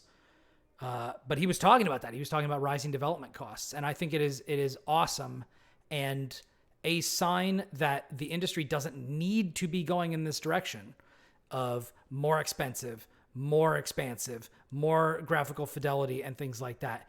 When you have, teams like Remedy that are putting out things like Control for a fraction of that, with a much more sustainable, seemingly, business model. And I think that is something that people should be looking towards. And not only because I think the setting is also one of the most, unique in games as well. So they're delivering really on all fronts while, costing a fraction of that. So it's because it's marketing costs. That's where the inflation is going. That's simply what it is. The games do not cost as much to make. It costs marketing and licensing for whatever kind of stuff you get, whether it's like footage, movies, music, etc. That's where the inflation of costs is going. You don't need it. You really don't. And Remedy's proving that. So, yeah. Or even just that, these games are in development for like 6-7 years, sometimes more. It's a lot of wages you got to pay for 1,000+ people. Yeah. Right. And, now it's getting to the point where if you're a AAA studio, you develop one game a generation, if that. Yeah. Because it's so expensive and it's so time consuming. And if your one game doesn't sell, 10 million copies, then you just close up shop. Which means they double down on the marketing budgets. So, yeah. Yeah, and or you get reorganized, or you get your budget slashed, or something, or you get your guy who's supposed to be the guy gets shoved into the basement, and you bring in a new guy that's supposed to be the guy. And then, I don't know. Of course, then people are even more gun shy about creating new IPs and things like this. So then we just end up with not to dig on this because I like this game, but everything becomes God of War, everything becomes Uncharted, everything becomes this, that, and the other. And we don't get cool things like Control. So I think that it's very important to keep all of this stuff in mind when you're developing games, when you're publishing games. And yes, it is a risk, but as a critic and as a gamer, like this stuff is way more interesting to me. I would much rather have cheaper, worse looking games from an interesting developer that take more chances and come out 3 times a generation with something instead of just once. Definitely. But that's me. Give me something Devolver puts out any day. That's what it boils down to. Yeah. But yeah, low key, Alan Wake 2 was I think the game I'm looking forward to the most from this showcase. So I'm shocked. I hope Remedy delivers. Yeah. I think that they will. Yeah. We'll see. Looks cool. Next, we got Assassin's Creed Mirage, which I was really excited about until I heard some of the location kind of stuff that they were talking about, or until they referred to the main character. I was like, wait a second, is this a remake of Assassin's Creed 1? Like, are they starting over? But that's just where my mind goes, because that's where the industry has been with remakes and stuff. But no, it looks like they are taking Assassin's Creed Mirage and are hopefully, fingers crossed, abandoning the open world stuff and going back to the more kind of focused linear assassination, one-hit kills type of stuff, because that is when I was the most into Assassin's Creed. But I don't really have anything else to say about that. PS4, PS5, October 12th. Do you think that Ubisoft sort of correcting again Assassin's Creed is gonna like help? Because it seemed like for a while it was like, oh, Assassin's Creed's kind of stale and they're struggling for ideas, and then like they hit the kind of RPG stuff with Origin and Odyssey, and everyone really liked it, and then Valhalla seemed to push that, and now it seems like what you said, that they're like, oh, maybe we should like go back to what we had before. Do you think that's the right answer, like holistically? I don't know if it's the right answer. For the mass market, I don't know, because the sales numbers for the series have been going up and up and up. And so it seems to me, and I mean, honestly, even from the critical standpoint, I know a lot of people are very high on Odyssey and Valhalla. Although I think Odyssey was better received than Valhalla.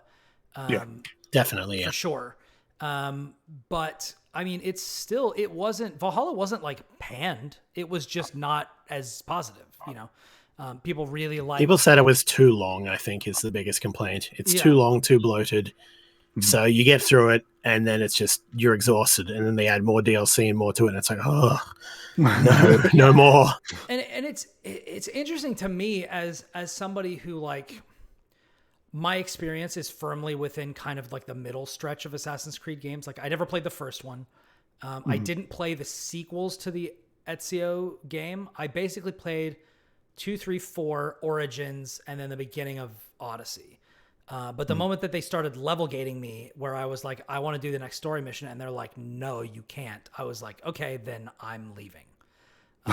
And like, I didn't want to do the side stuff. I wanted to see where the story was going, and it sucked because I was enjoying that game, but I was enjoying it in spite of the RPG elements. When Origin came out, I thought it was really fun. I had just recently gotten, very deep into the Dark Souls game series, and so having a more kind of thoughtful combat loop was appealing to me at the time. But looking back, I kind of wish that it hadn't been, and it sucks because Bayek is like one of my favorite protagonists. Up with the protagonist from 4. Obviously, I really like Ezio. I even like Connor from 3. I generally have an affection for like most of the protagonists. I didn't really like the Victorian England one. I thought that was just Jacob and Evie. I didn't really care for them or that game really. I think I dropped off that one. I totally forgot that game existed. I wanted to like it, but too much is wrong. Yeah, and I hate top hats. So the fact that they forced me to wear one was just like, fuck you. But anyway, that's a personal issue. But to me, looking at how they created these open worlds, yes, it's cool that you have a much more immersive, much more educational version of Egypt, where you can go into like teacher mode or whatever and just look around these things and show people in classrooms what it's like, without having to take a huge field trip over to Egypt and stuff. Like, I think that stuff is really, really cool, and it leans into something that Assassin's Creed can do that almost no other video game can. However, I think that one of the things that suffers is that it doesn't have. It's kind of like the other side of the coin with Metal Gear Solid 5, where it's like Metal Gear Solid 5 is a big open world, but it's really focused around these very curated segmented areas. You go to a fort, there's only so many ways to get into the fort. It's not Breath of the Wild. You can't just scale the walls or whatever. You know, you have limited entry points. You have troop patrols. It's very specifically set up as a puzzle for you to solve.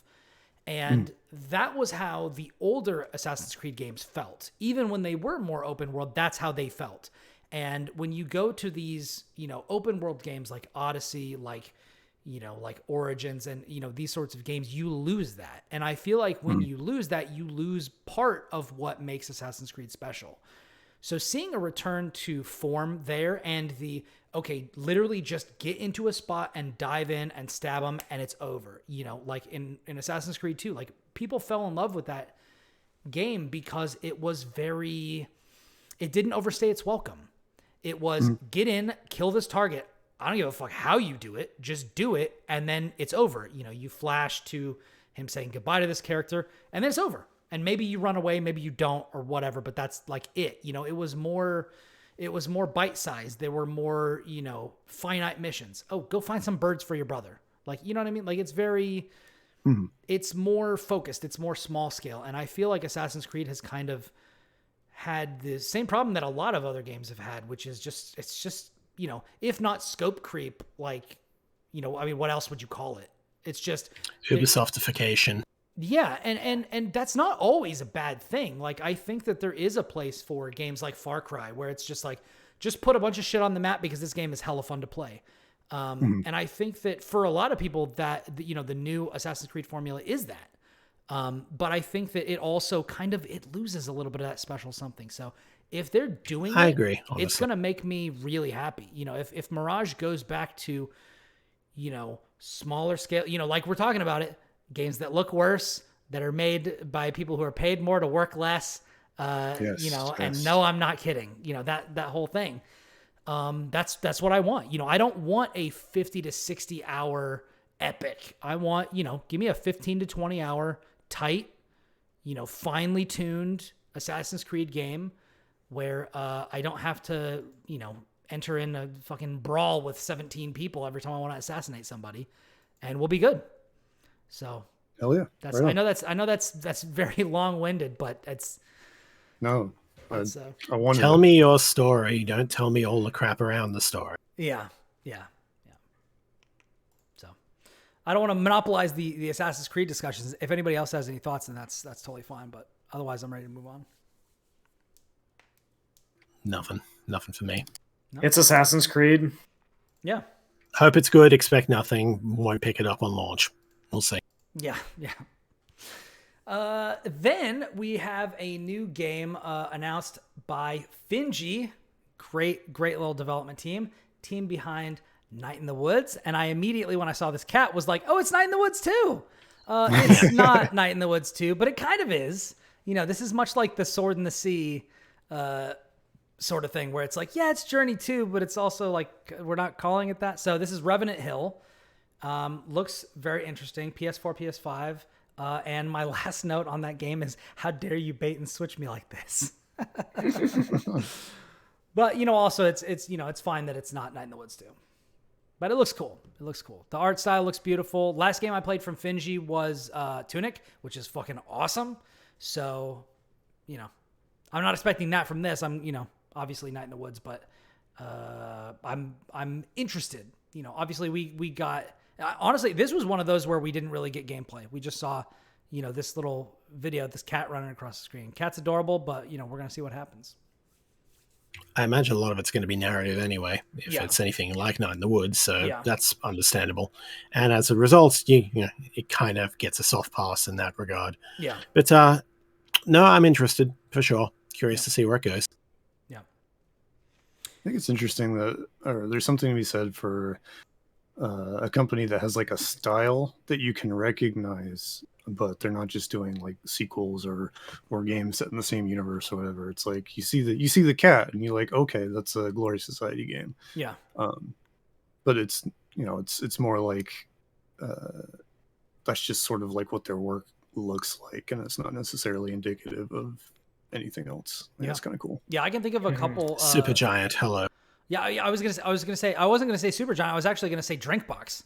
Because you've got, your Guacameles, your Severed, all these sorts of games. They look very similar. They're totally different. Nobody Saves the World. Yeah. Yeah, Nobody Saves the World. Yeah. Oh, no, man, a banger. Great game. Yeah. Yeah, Drinkbox is another studio that doesn't miss. And you know what? It's been a minute since we've seen anything from them. Maybe we'll see something soon. Not at this showcase. I hate to tell you, dear listener. But yeah, because the next thing we got was a Grand Blue Fantasy Relink, which I thought was very, very interesting. I thought maybe they were going Hell yeah. Grand Blue Fantasy Versus 2, but no, it's another game. This one has been in development longer than Versus, hasn't it? Like, yeah, this one's been this one has gone one's through like announced? Interesting. This has been announced ages ago. It's gone through like 4 developers. It had Platinum Games on it at one point, I'm fairly sure. Mm-hmm. So we've been seeing bits and pieces of this and seeing it shift and everything for ages. So to actually see it there, and it's like, yep, here's a window. It's probably coming out soon. It looks to be, they've settled on it. And it's like, cool. I hope it's as good as it looked back when I first saw it like 6 years ago. So, yeah. Yeah, this is like the first big output from Cygames as like its own thing. They've mostly been doing like mobile games and licensing their stuff or doing smaller projects, but this is like their first like big game. So I'm really interested to see how that goes because Cygames has been a really like powerful presence in like mobile games for a long time, to the point where they can like throw their money around. But like the world has changed so much in that respect. Yeah, I wonder if this doesn't go well, is it just like back to mobile games only, or it's just Grand Blue Fantasy from here on out? Yeah. I mean, but Grand Blue Fantasy Versus, I think it was like fairly well received. It just came out at a bad time for not having rollback. But they're putting out a new version of the game that does have that. So. I mean, I feel like they're clearly not abandoning the console space now, but yeah, I do think that'll be interesting. I mean, I know nothing about this universe or this developer or anything like that, other than the fact that they teamed up with I believe Arc System Works to do that game, which is like come on, if you're gonna make a fighting game and you're not teaming up with Arc System Works, like what are you doing? Come on, let's be real. Yeah, you better be teaming up with Capcom, otherwise, yeah, or NetherRealm or something. If you want to get your Injustices. But yeah, coming out winter, which is cool. Next game obviously needs no introduction. Will and I playing this beta, Street Fighter 6. Come on, hell yeah, Let's go. Can't wait. It's real good. Okay. Yeah, it's real good based on that it's beta. Out this week. It's based out on this just week. the beta. Yeah, just the beta. I'm certainly not talking about any other codes that I may or may not have received. Nope. Just the beta. We're just talking about, hey guys, Capcom, we're only talking about that beta. We're only talking about that beta. And it's not the cracked beta. It's the legal beta that you were allowed to play over the course of a weekend. Just the real legal beta. Nothing 100% else. pure homegrown legal beta. That's all we're talking about. Hey, okay, I have to say, this beta, corn-fed. You better believe it. There you go. I have to say, shout outs to it actually being a fighting game with single player content and actual content beside the multiplayer. I know that's not the focus or whatever, but it's like you have Soul Calibur and then you have nothing else. So shout out to them actually doing that. It looks good. I'm keen to play it just for that. I'll be getting into the multiplayer. I'll be getting my ass kicked. It'll be a great time. Well, you can fight me. I'm not very good. It's fine. It'll be fine. You'll beat me. I promise you. I'm terrible. I think Capcom was really like serious to, rewrite the narrative a little bit just because of how 5 went. Yeah, so I think like they Very had a much lot to prove and took it pretty seriously. Not to mention NBC Infinite. Yeah, no joke, man. Whew. I forgot that. Capcom. Let me tell you everyone guys, did. It's easy to forget, people, with the modern Capcom renaissance. It is very easy to forget that not that long ago, Capcom was in a real state. They were in a really, really, really bad position, putting out Resident Evil 6 and MVCI, and all this other stuff. They back, baby. Dead Rising 4 and all that. Yeah. Street Fighter 6 feels like in a lot of ways a response to like how Street Fighter 5 was at launch and what the reception of that game was, and MVCI's complete existence as a product that you could spend real dollars on. 6 is like, no, we have to get this out of the gate, right out of the gate. Because the last time they didn't get it right out of the gate, other fighting game companies started taking their lunch and shoving them in lockers. Mm-hmm. So I feel like they kind of went into this like, we have to get it right. And based on what I've played of it in those betas, only in the betas, mm-hmm. It's extremely good. So good job, Capcom. Super keen. I'm really excited because I've only been playing those betas. I'm really excited to play more characters that aren't just the ones that are in the beta. Yeah, looking to get some hands-on with those combo trials. They man. look interesting. They look really interesting and fun. I hope that they are when I finally get to play them for the first time. Can't wait, bro. Yep. Do you think they believe you? I think we got them. Good.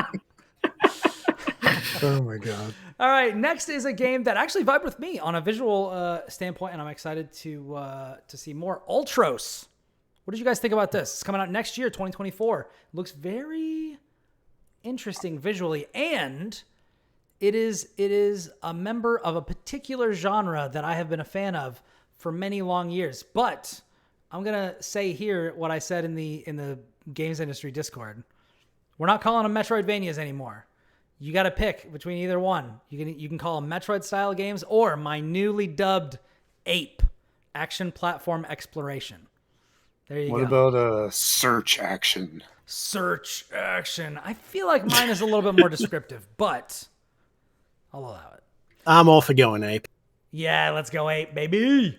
But yeah, so I had this thought of like, what makes up this genre? What are the things that I like? Well, one, they're action. One, there's elements of platforming, and there's also exploration where you're going back and forth. So this is another one of those types of games.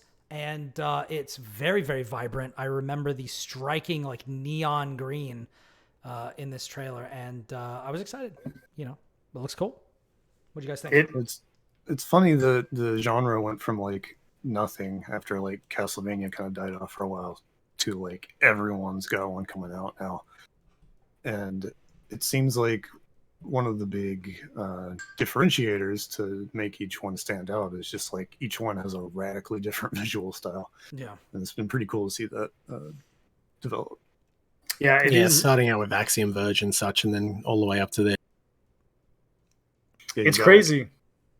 You've got after image, I think, in the like 9 years of Shadow. I think those are two recent ones that had very distinct visual styles. There was Ender Lilies. That one made a pretty decent impact.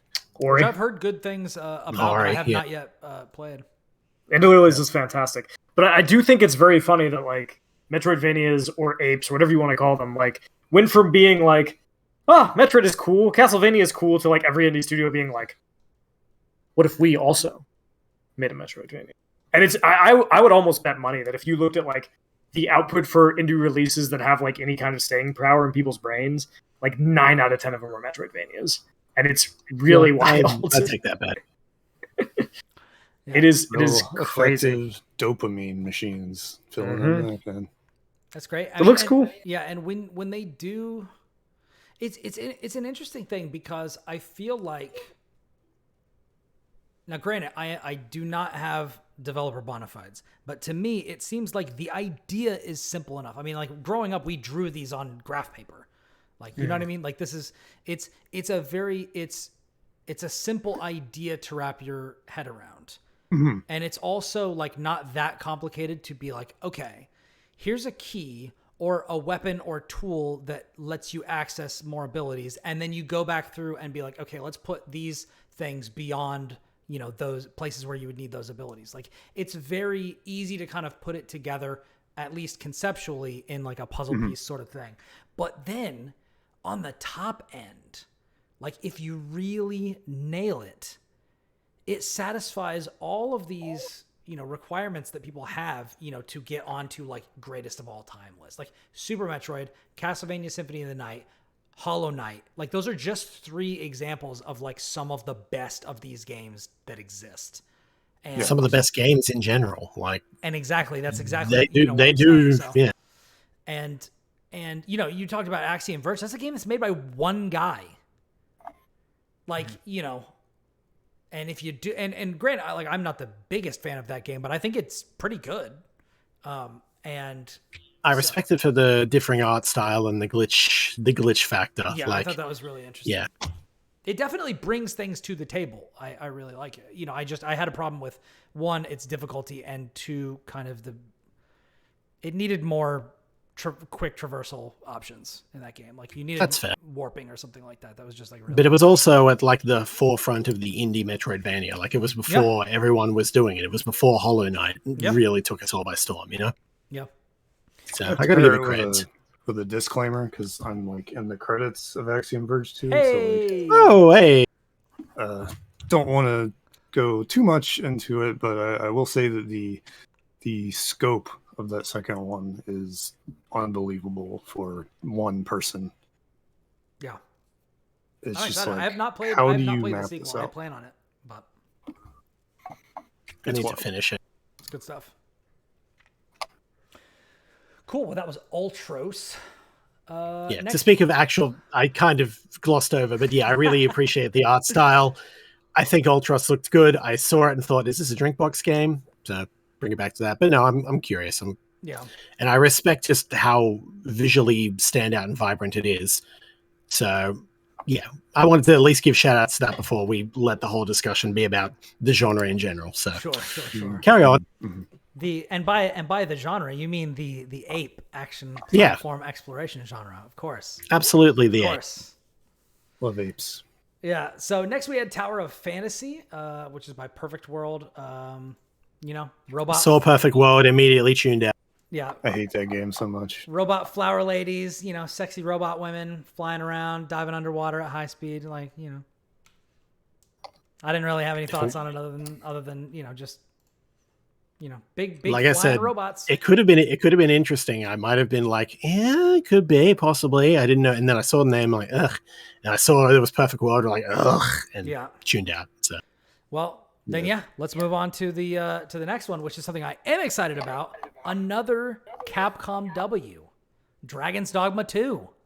Now, Let's go. I never played the first one, but I have been told as an enjoyer of Wizards, I should definitely play these games. Let Itsuno cook, bro. He's so good at it. he's real friggin' good at it. Yeah. Capcom has such a like vibrant history of like games that just weren't successful but were like secretly freaking like masterpieces. Bring Like, back Breath of Fire, you coward. Yeah. Like it still feels like a miracle that Monster Hunter ever got popular. Yeah. Yeah, that's a weird one. Yeah, because it was so like non-existent and like the mainstream for decades. It feels like, and I But think it Dragon's did well Dogma in was another one of Japan, and those. that's what sustained it. Dragon's Dogma at least had like it does things in it and has very experimental ideas that mostly do well for itself, and not really much else is replicated it with all you can do with the pawn system. So yeah, like has flaws, but definitely has pros, and it was definitely worth actually letting it cook. Going at it again, it's a good idea to return to. I'm glad they're doing so. Let's see how it goes. Nice. Yep. Yeah, I'm excited. Then we got Five Nights at Freddy's Help 1 and 2, which I don't know if it's already out. I don't know anything about any of these games. I don't really care about them. So, yeah. The Thumbs R2 down, is move really landing with a dud. It feels.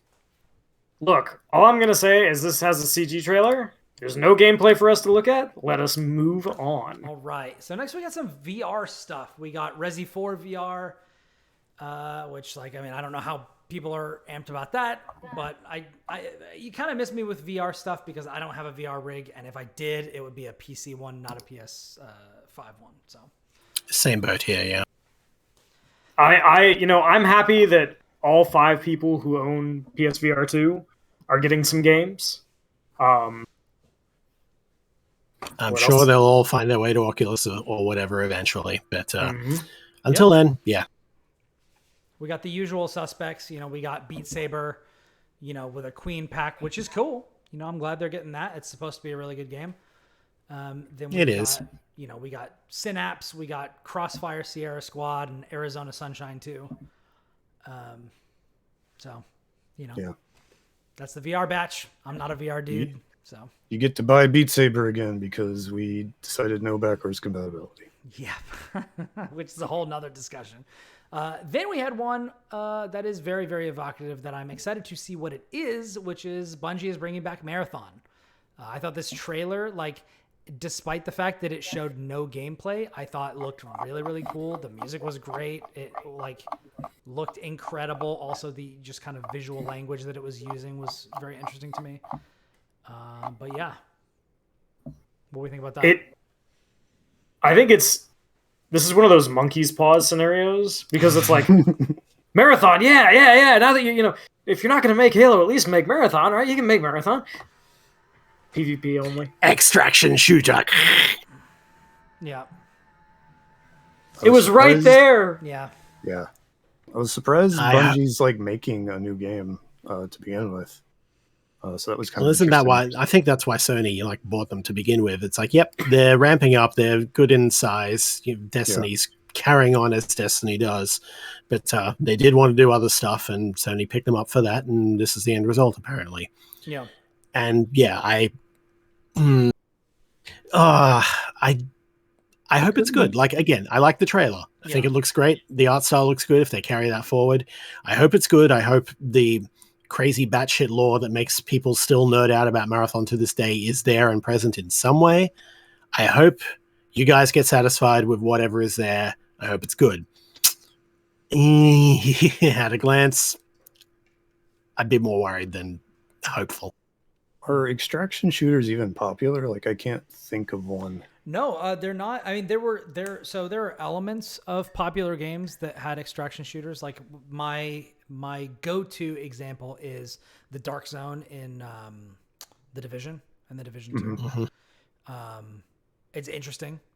It basically just are hey, what if we made a whole game about that? Which is not a terrible idea. I think that if they were making a battle royale or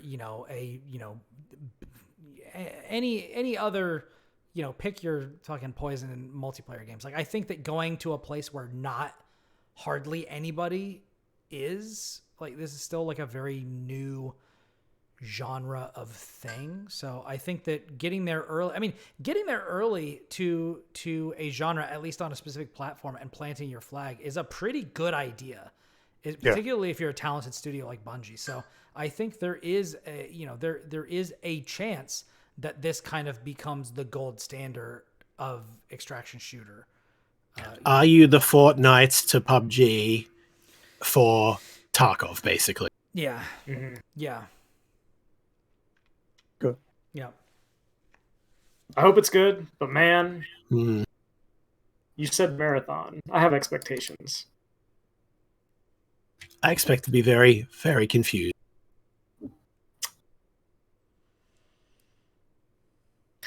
All right, Brian, what's next?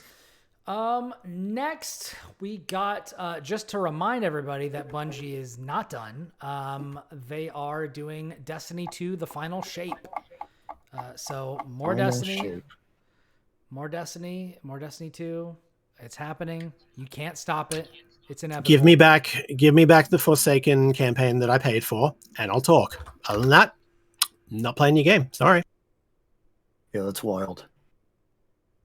It is really amazing to watch kind of these shared world Diablo MMO-ish games kind of run into the problem of oh, we have limited memory. Our engine's really not designed to do this for long periods of time. Yeah, especially What do? What do we do? I get it's a problem. I get it's something that needs to be done, but the solution is not blocking me from things that I paid for. Sorry. No. Fix it. I 100% agree, and it's part of the reason that I will never play Destiny 2, because even if I was interested in it, I'm I can't play any of the content that would let me understand what's going on. It's genuinely a good game. I would love to play it again. Yeah. I'm not going to. Sorry. Yeah, it's particularly a shame because I think that as somebody who really likes playing co-op campaigns on Bungie games, you can't do that on even the same console with 5, and you can't do that at all with Infinite now, and apparently they're just not gonna do that. And Destiny is actually a pretty good game to do that with. You know, it's built for it. So I would love to be able to do that. That would be a great thing. You know, Halo is, you know, Audrey's favorite franchise. At least last time I talked to her about it, it was her favorite like gaming series ever. And because of that, like Bungie's gameplay really vibes with her. And I would love to be able to take her through that whole thing. You know, because since the original game came out and I got super into it and the sequel came out, she's gone from not being able to play shooters on controller to playing all of the Halo games by herself. And I think Halo 1 Combat Evolved is her favorite game ever. So now it would be like the perfect time. But unfortunately now is the worst time because a lot of that stuff just doesn't exist. And that really sucks. So I hope that at some point there is a, you know, Bungie Master Collection Volume 1, you know, that has all of that stuff on there. But until then, I'm excited for the Destiny fans, but they definitely, they lost me a ways through Destiny 2, which is unfortunate because I hear that some of it is good. They're only appealing to the very rusted on Destiny fans at this point. They're not trying to bring in new people. They're not giving a new player experience. And even the rusted on people are just like, man, fuck Destiny. We hate Destiny. Why are we still here? Just to suffer? It does suffer seem like they do, one of those apparently. games. It does seem like one of those games where like a lot of the diehards just kind of enjoy shitting on it, kind of. Like it seems like, you know, part of the people they feel like maybe a captive audience. And so there's a little bit of resentment that's built up, which is a shame. In fairness, I think that's true of every online game except for like Deep Rock Galactic, which everybody loves. So yeah. Mm-hmm. Yep. All right, next we had Concord from Firewalk, which like is coming out next year to PS5 and PC. And what is it? We didn't get any footage. It's a big jiggly burger. It is all CG. Yeah. I don't know what it is. CG looks good, but I don't know what the game is. So. According to the website, it's a new PvP multiplayer game set in the sci-fi universe. Dead on. Sorry, guys. All right, shall we move on? Yeah. At this point, Sony decided it would be a good idea to show a movie trailer. Oh god. They showed the Gran Turismo trailer. So we're just going to skip right on past that to the point, to the announcement that Project Q is real. They're doing a streaming handheld, which I'm not going to get because I'll just play on the PS5. The scope is so limited. Everything that we heard about the rumors of that is like, why? What is this for? What are you doing? And then it came out and everyone's just like, why? What is this for? What are you doing? So yeah. It's so weird. Like the handheld space has been like blowing up a little bit. And they already have like their official branded Backbone controller. And like their support on remote play for devices that have the buttons attached. So like your Steam Deck, your INEOs, whatever. They've been like quietly kind of fighting that, which tells me that they've been doing it on purpose for this. Yeah. But like even something like the Logitech G Cloud, which is also a streaming handheld, they do more than one thing. Yeah. Having this thing, which like if that's a 1080p screen, there's no way it's going to be like super cheap. Yeah. And if all it does is play PS5 remote play, that I don't understand. Yeah. Thanks, I'll buy a Steam Deck. See ya. I think it is wild that Sony like made a Wii U gamepad. Yeah. Yeah. And is like, what if we cut a PS5 controller in half and then duct taped it to a screen on either side? And it's just like I want to be in the room during the meetings when this thing was approved and concepted, and people were like, yes, this is a thing that people will spend money for. I think it's fantastic. I saw somebody say, it's wild that Sony is making a Wii U, and on it I can play a Square Enix knockoff of Splatoon. It's like when they revealed the Embracing move modernity. Yeah, way back in the day, and everyone was like, this is just a Wii, bro. Like, you just made like a Wii, but it looks way more suggestive. Like, I don't know. I don't know who this is for. It's so strange. Yeah, it's got to be like it's for $100 or yeah. less. If it's more than $100, like it's not. It's going to be more than $100. There is no universe in which it is $100 or less. I'm just going to tell you that right now. I can't even buy a controller in Australia for $100, given all that. So not happening. Yeah, this is Yeah. Anyways, they also announced PlayStation earbuds, which I thought was interesting. They've got the big can over ears that are supposed to be decent. I don't know if they're any good or not, but wireless earbuds for smartphones, PS5, PC, which I think is interesting but not super notable. Whatever. More accessories. If you're into that, if you want to, the PlayStation is clearly trying to create an Apple-like ecosystem, but without the quality that Apple was once known for. I won't even say that without giving you the interconnected systems and everything like that. It's like, why? Things don't even work seamlessly together. Yeah. Looks like for a hot minute they were like kind of doing that, and then like the Vita didn't, melt the world overnight, and so they were just like, out the window trying with you. to do it again, but with like devices that you buy, and that's not gonna. Yeah, it's like making you Vita. You'd probably do better. Seriously, the Switch has proved that. So off you go. Yeah. It's. I don't know.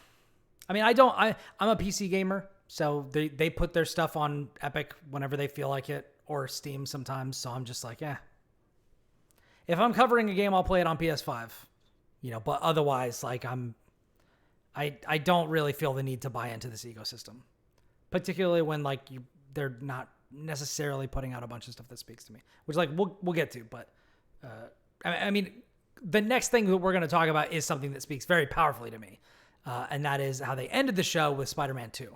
Now, I will tell you straight up, I watched this. This has a lot of gameplay.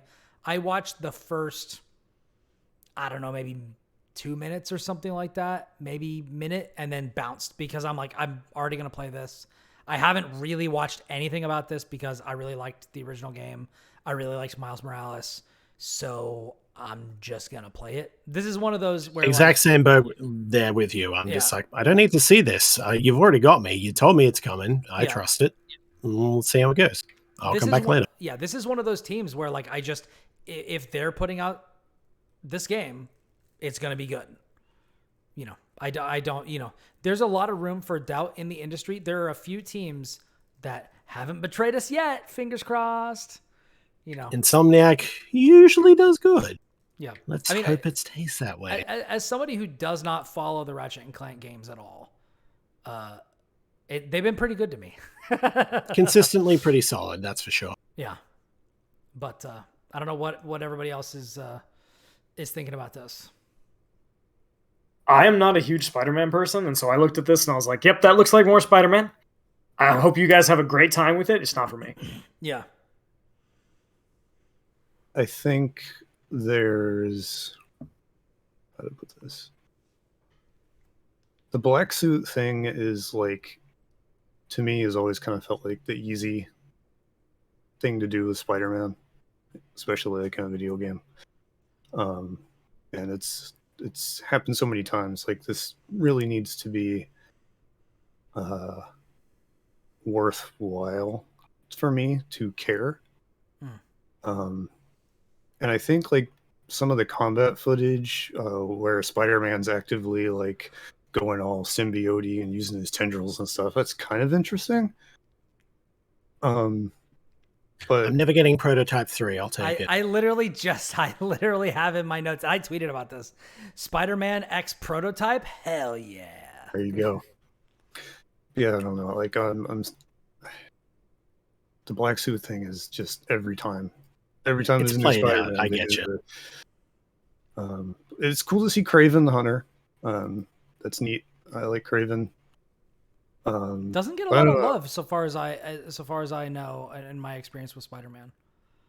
I mean, Yeah, well liked, but like doesn't story. get to play a prominent role in a lot of stories.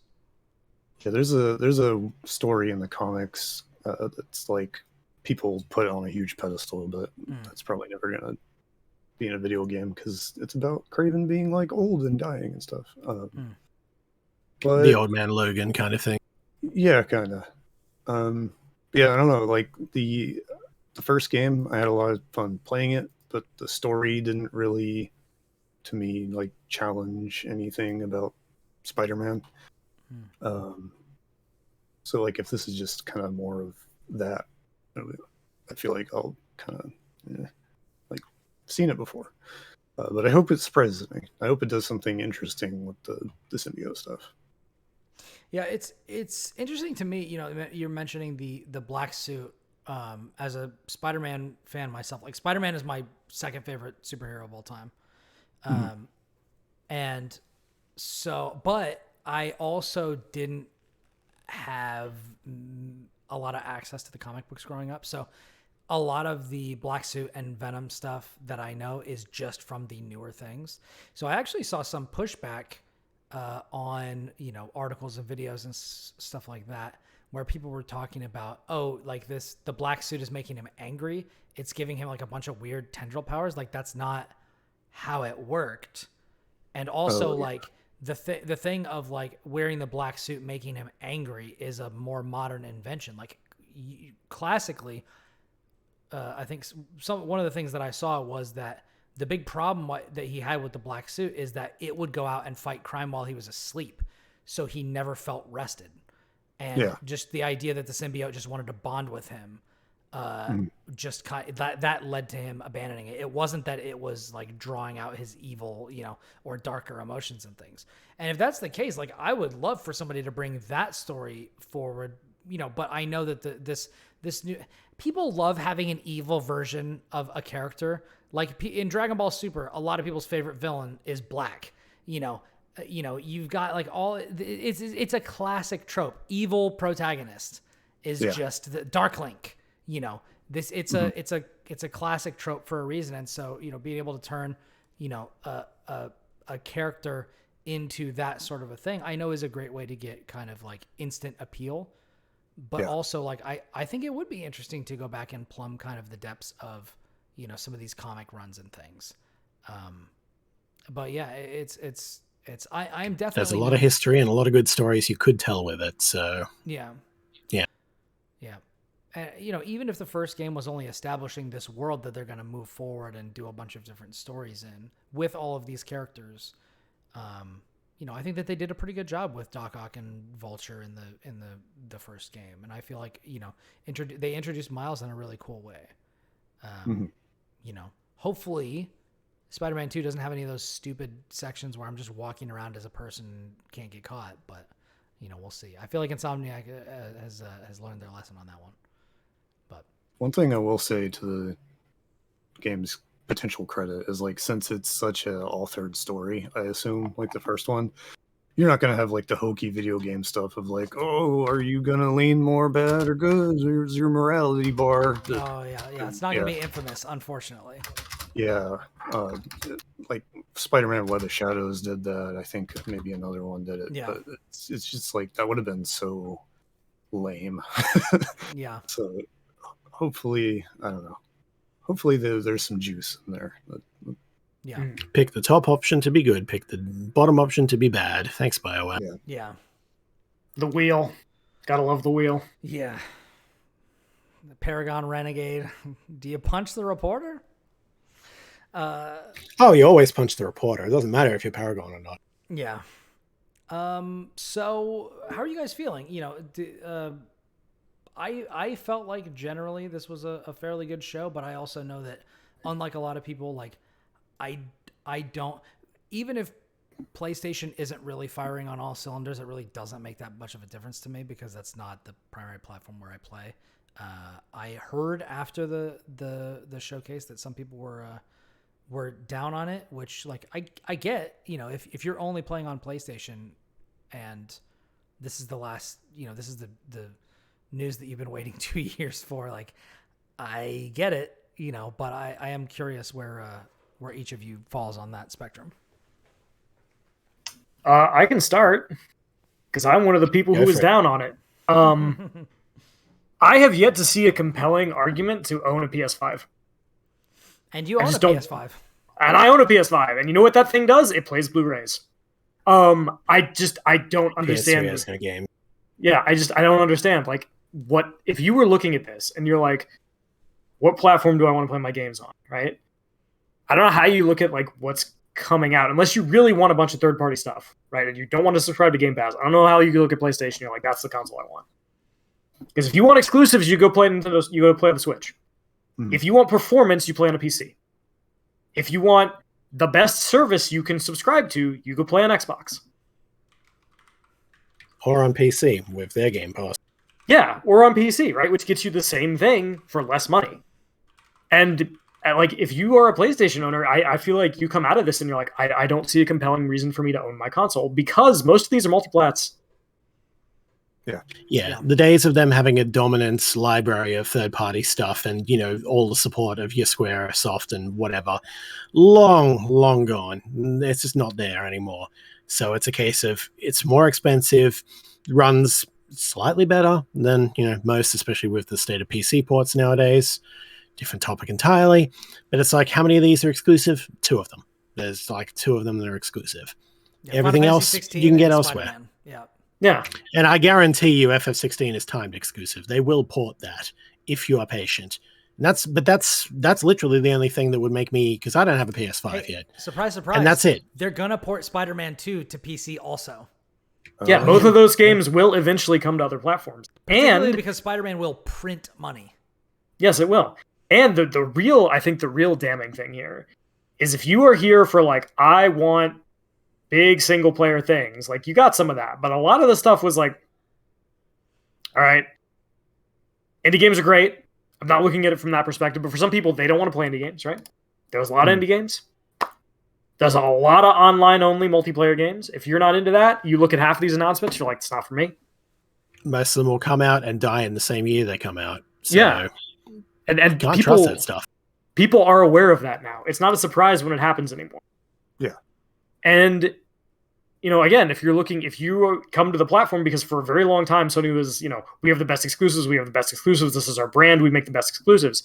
And I didn't think that was ever true, but I especially don't think it's true now when it's like your lineup does not justify a platform.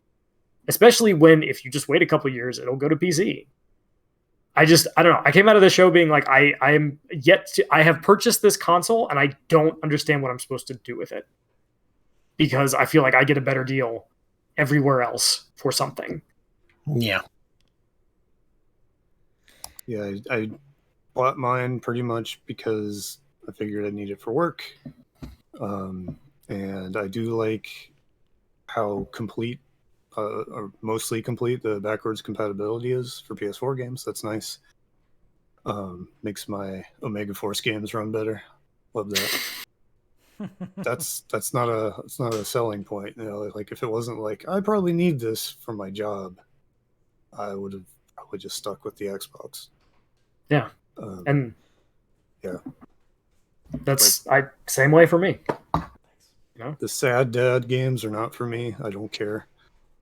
And that's like their whole brand now is just Naughty Dog games or games like them. And I don't know, it's weird to see how drastically Sony's like whole brand has changed since PS5 came out.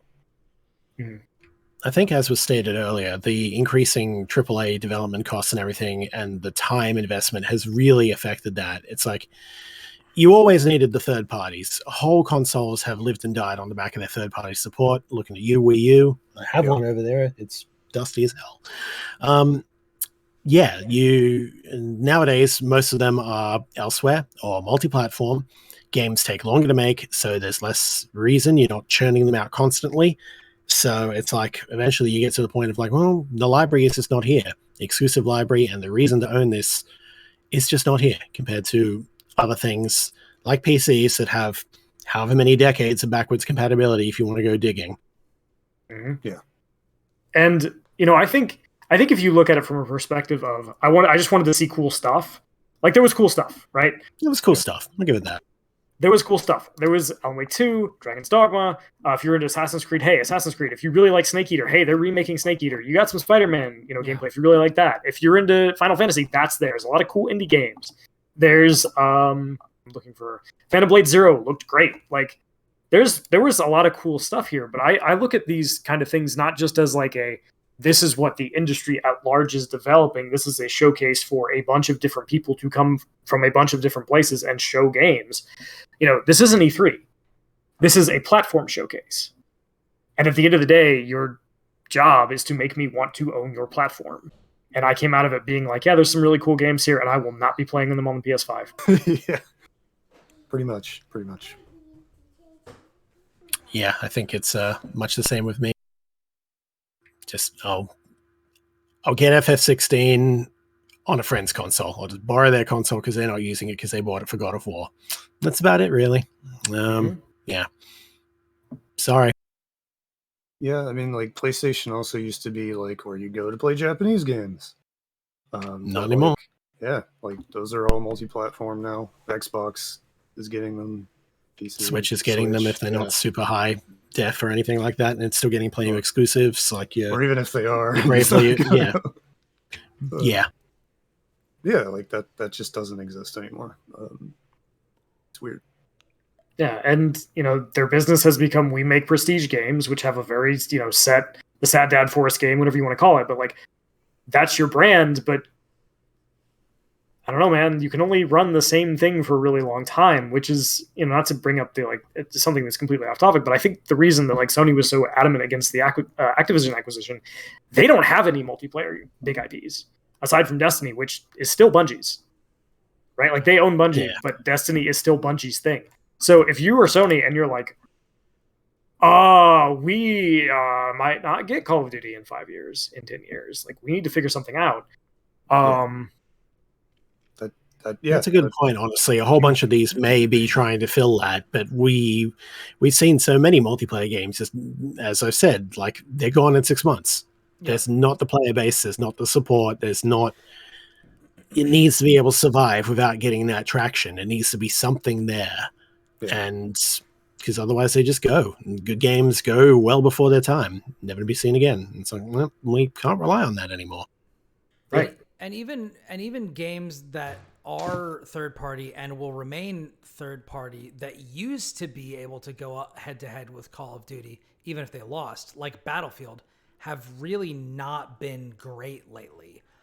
So there's the promise of that, or the reassurance of that isn't even what it used to be. So I think that they're definitely feeling that pinch, and that is why I think they are looking to Bungie for Marathon. Although Marathon is probably going to go elsewhere because Bungie isn't technically part of PlayStation Studios.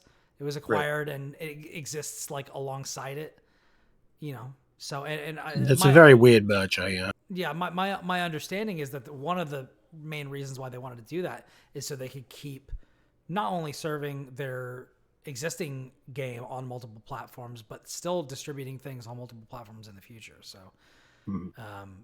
if PlayStation is looking for that genre with the punch of exclusivity, like they're gonna have to have their fingers crossed and hope that they find it in one of these offerings. And if they don't, I mean, who knows? Who knows what's gonna happen? But. Yeah, I thought it was, at the very least, I thought it was an interesting show. I am excited to play some of the games that were shown here. But yeah, like Will said, like I I don't look at this as a reason to be excited to have a PS5. This is definitely like, well, I'm going to play this stuff on my PC or on my Switch, depending on what I want to scale to. I have one last point, and then I promise I will stop. The other thing, and I think this speaks to the larger state of the industry, is almost all of these AAA games that we saw fit in one of two categories: live service multiplayer or sequel/remake. There are a couple of exceptions.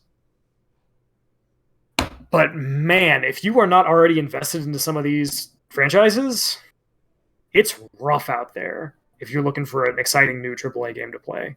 They just aren't there. Which, 15 years ago, that was not the case. Yeah.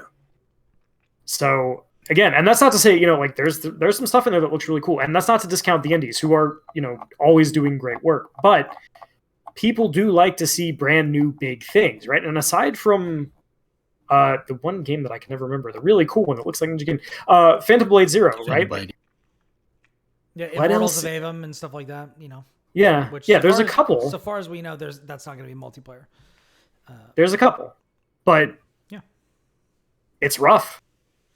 Yeah, all their big swings already came out and also came out on PS4. Mm-hmm. Right? It's just like you've got some superhero games and question mark. We got a couple of hours of discussion out of it, but that's about it, really. There you go. Yeah. Yeah. But yeah, so that's what we thought about the PlayStation Showcase. Hell yeah, that was much more involved than I was anticipating, but I think that was a fantastic discussion on that. Now this may have gone longer than our delightful guests had anticipated. Did you still want to talk about Live Alive? I am game, but I don't necessarily want to sign you guys up for that if you need to go. It's the middle of the day for me. I'm happy to keep going. Yeah? Thumbs up. Will, you still in it? I see. The thing is, I don't have anything to add for Live Alive other than I'm excited to hear what y'all say, but it's almost 11 o'clock at night on the East Coast. It's up to you. Are you keeping DJ hours or are you trying to get some sleep? I will keep going because you're all such lovely company. So. You can dip it. Love to have you, man. No. But I ask you, I beg of you, don't go for another hour, please. Yeah, I think we can. We'll keep it simple. I think we can. You know what they say about brevity. So I've been playing the PC version of Live Alive because I never played it when it came to console, and it's been very, very interesting for me. The people over at Square, we're talking a lot about Square. They were lovely enough to send along a copy so that I could check it out. And I am, I think I played the demo of this when it came to Switch, and I dipped out pretty early because I was like, I don't have time to get into this right now, but I'm interested in what I'm seeing, and so this has been really cool to get into. I am not done with it yet, but I have played, I think, segments of at least 3 of the stories. So I've done the Shifu, the Chinese story, and then I have done a bit of the prehistory story, and then I am currently on the near future Akira psychic story. So Oh no, you haven't done the robot yet. Which one was that? Far Future? Yeah. Far Future Cube, the little robot thing. I almost picked that one, but I decided to check out prehistory instead, just because I kind of got playing Akira in the near future really reminded me like visually of Chrono, and also I get like big like tonal stuff from Chrono Trigger from this game. Like the bandits from that area are like very like I just get vibes of this, from there. And I have it's not done, that mixed with like a super robot anime kind of. Yeah. Later on. Hold on, let me get my notes because I literally had a note like very early on. I I forget the name entirely just because I remember the freaking fan translation of the SNES version, and that's what's in my head because I played the original version way back when. Yeah, so I was like, so some of my notes, I was like, man, these games are usually very cringe, but the voice acting is shockingly good. And then later on, I was like, oh, maybe I spoke too soon. But I was like, what is this amazing intro song for Akira about the Steel King? Like, it's so crazy. And obviously, then you go through we'll get into it. But I thought it was interesting just going from a tonal area. Like, this is very much the throwback to like the golden age of Square. For Well, me. that is when it came out. Like the original was 94. would have been so right before Chrono Trigger, probably right before Final Fantasy VI, but in that heyday when they're just throwing out banger after banger, but also a whole bunch of stuff like this, which is more experimental. Didn't necessarily get translated for a start, didn't necessarily find as much purchase, but there's a lot of good stuff in there. Yeah. And this, and in particular, Romancing Saga 3 were games from that era, which when they announced Octopath Traveler, I'm like, oh, they already did this like 20 years ago. Way better. What the hell? And so I've never... But so it was really interesting to see that team come forward with this, bringing it forward and still seeing it holds up really well with only a little polish and adjustment. And it is an extremely experimental game because every single scenario plays almost completely differently. Even with the core battle system, they all have their own little premise and tone and whatever.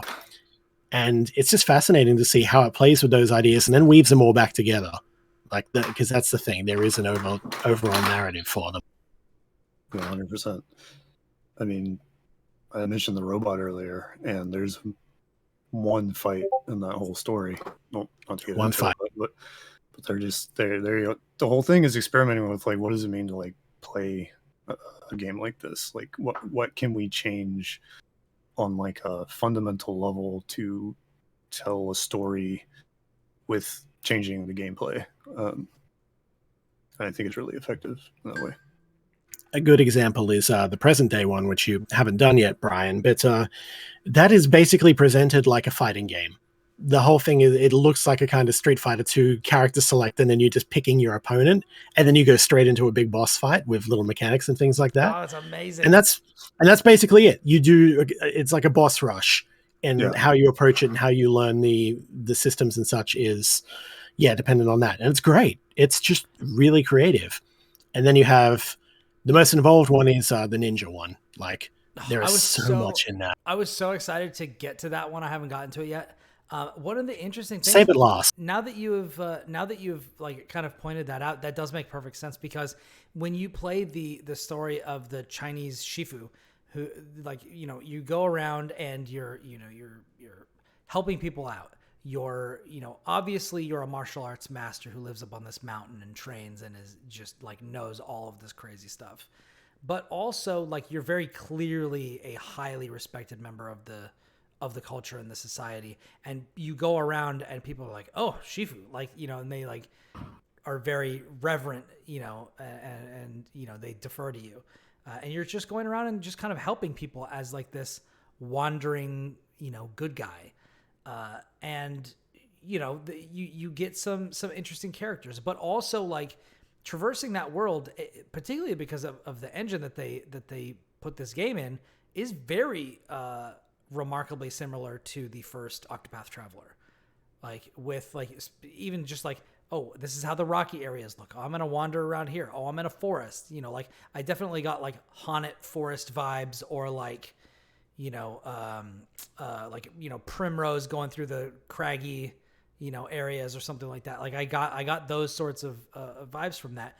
But then you go to Akira's story, and it's like, it's not like Chrono Trigger, but it's almost like it's reminiscent of the world map when you're walking the streets and such. Exactly. Just the very panned out kind of look. I honestly almost like, not exactly this, but almost like Scott Pilgrim versus the World, or like, Shredder's Revenge, like where you're like just super zoomed out and moving between like these different, like along the lines of the map.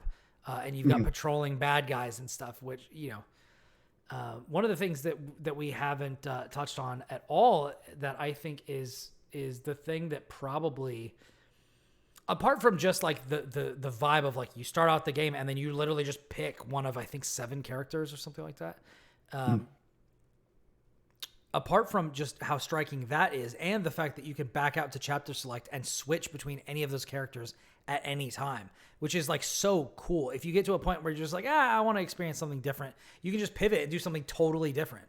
But one of the things that I really like, and now that you're telling me about the current story, or the current day story section, I'm now even kind of wondering if this is even true of this, but the fact that, the gameplay so far has been turn-based combat with a modified version of the active time battle system where characters will move as soon as they are able to. It's still true turn-based, but you move in a grid.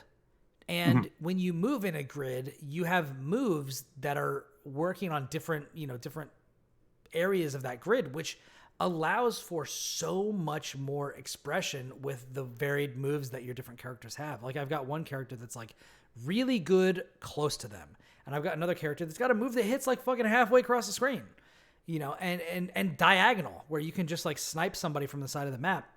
And that's really interesting. And I hadn't really thought about that because I haven't played a game like this. I wonder, I've seen some things where it kind of makes me wonder if this is what like the Mega Man Battle Network games are like, or, I've seen other games where they operate in this turn-based RPG, format, but on a grid. And apart from like the Final Fantasy Tactics games or like just straight up tactical games like that, I've never played any of those. So I'm wondering if there is another analog to this game's combat system, at least so far as, the Chinese and the, future psychic story combat is concerned. I'm not even sure how is that combat even there in all of the, It's consistent for all of them. You will, whenever there's combat, regardless of how much combat there is, it'll be that same kind of system. So even when you're playing as that fighter in the present day. Absolutely. Okay. I was like, for whatever reason, I was thinking of like straight up Street Fighter 2 or like, No, it doesn't. Zelda It doesn't 2, completely Adventures of change Link, that kind of thing. sort No. of thing.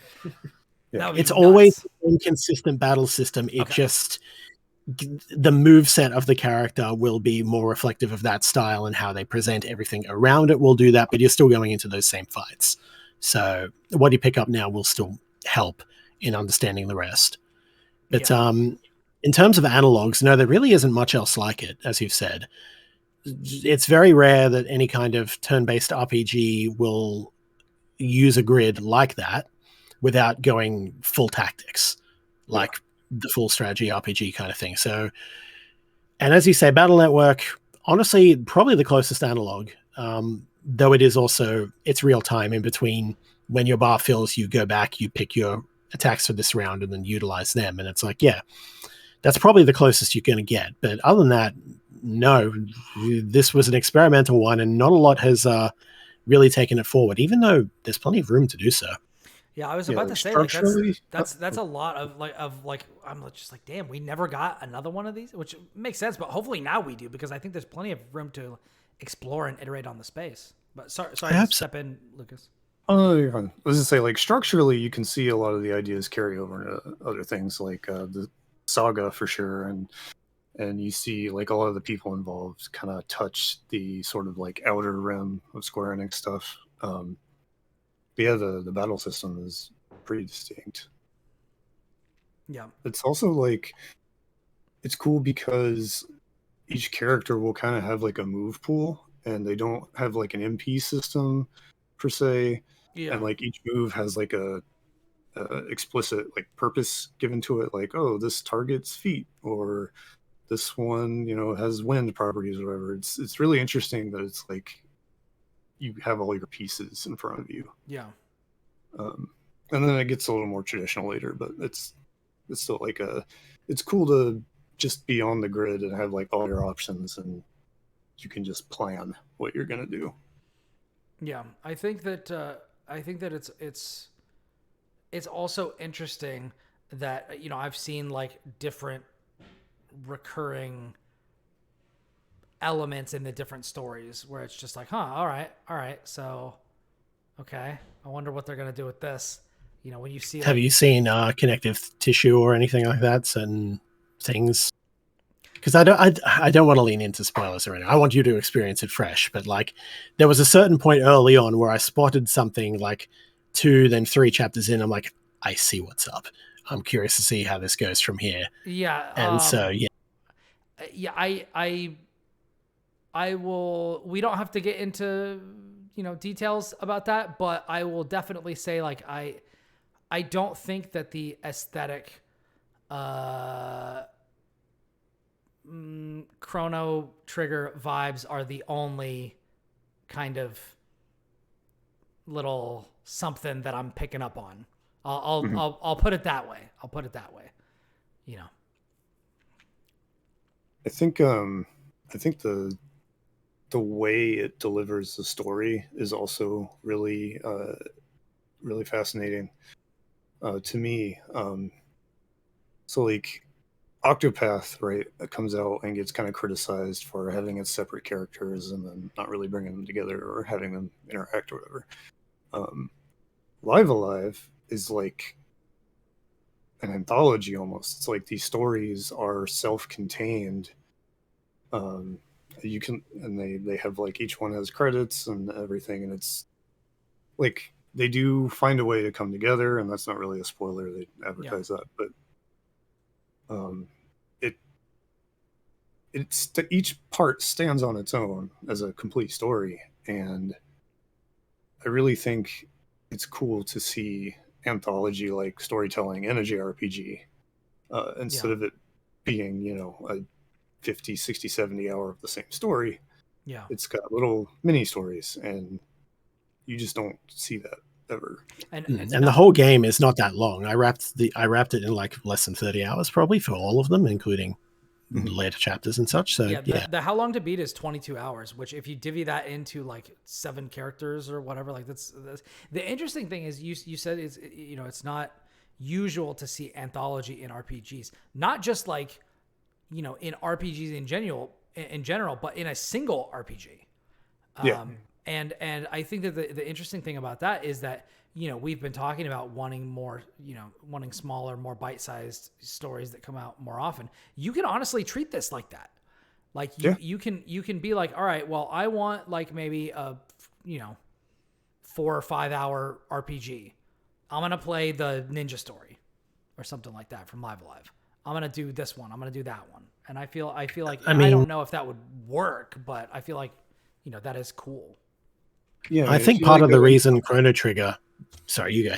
Oh, I was just gonna say, like, you walk into a library or bookstore or whatever, and it's a niche, but you can pick up a collection of short stories, and they'll either be like thematically connected, or they'll have like an editor who kind of puts everything together. But like, there is a space and a value to those kind of like smaller stories that are still sort of collected, and games, despite having that sort of complex where they're like, oh, we gotta be like movies and everything, that they haven't really played in that space at all. It's weird. Well, arguably TV shows haven't either, because you have stuff like The Animatrix, Love, Death and Robots, even Star Wars Visions, but that's about it. Yeah, like it's point. not really explored nearly as much as you would think it would be. So yeah. And in those cases, like the way they do it typically, like it's probably very, very difficult to produce, especially when they're like animated by different people and whatnot. But like if you're doing the whole thing with one team and they're just telling different stories like that seems, I don't know, it seems like a home run in a way that it hasn't been. Yeah, I think it is really interesting, and particularly because, you know, obviously like the battle system is consistent throughout, but also and I don't know what the original looked like, but I imagine that, you know, oh, we have to have a built out map system for us to traverse, but we're only going to use that in like a couple hours of the game, and then we're going to do something else. Like it's very much, you know, I mean, you know, I don't necessarily think that this is a spoiler, but like to a certain degree, it's kind of like Inscription or something like that, you know, where it's just like, oh, like this is like the game is this for a while, and then it is something else, and then it is something else, and then it is something else, you know. Yeah, and Yeah, very much so. Although Inscription is a little more stark about it, but yeah. Yeah, yeah. It's, you know, it's not, I but love like that game. that's kind of, yeah, it's great. It's great. It's great. I think that got my heart pick that year. Which is we have two game of the year picks on the platformers. We have the critic pick and we have the heart pick. And as flawed as I think Inscription is, I think it's awesome, and it did stuff that nobody else was doing that year. It's this is brilliant, but I like this. Yeah, exactly. Yeah. I like to have my cake, and I also like to eat it over here. So I have created systems to allow me to do that. I respect. Yeah, but yeah. So that's it's been fascinating. I also it definitely is a kind of artifact of the times that you know the special mechanic is so weird in the, you know, near future story, in Akira's story. That's the one that I've kind of like, I really like the other stories that I've played so far, but that is the one that I've like definitely, I think it's the weakest grabbed of onto the most. all of them. So That's don't worry. so You know, look, interesting. That's so interesting. It's the one that I've grabbed onto the most because I think it is the weirdest. Like, I don't think they utilize that well enough. And there's bits where it just kind of drags on, doesn't really develop parts that it should, has a lot of filler towards it. And it's like, yeah, could have done better with this. Like the initial grab, the near future Akira-esque thing, it's like, yeah, all right, I'm interested. yeah. You're doing Super Robot anime? Cool, let's do it. And then, yeah, it didn't really land for me. Oh, wash But most your of the hands. others did. Oh, make sure the laundry is done. Like, get this person out from in front of the television. It's like, yeah. It is amazing that they went to the trouble of like hiring Hironobu Kageyama to do a song for the remake. Yeah. Wild. Yeah. Yeah, It's like, oh, it's the Super Robot Wars guy. He does the theme for every Super Robot Wars. We'll bring him on for a remake. Steel King, baby. Yeah. I respect the hustle. Yeah. Also, like beyond that, like the music in that chapter, I mean, in all the chapters, like it's good, but the music in the near future is like it's just hella groovy. I'm just like, damn. Did they get Yoko Shimomura for that one? I know she did the remake of the boss theme, but I don't know if she did the whole thing.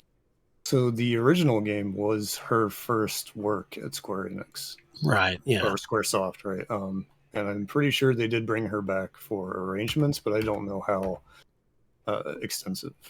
Because that boss theme is iconic. Yeah. And to the point where, you know, a certain Toby Fox used it as the main inspiration for a certain theme of a similar name.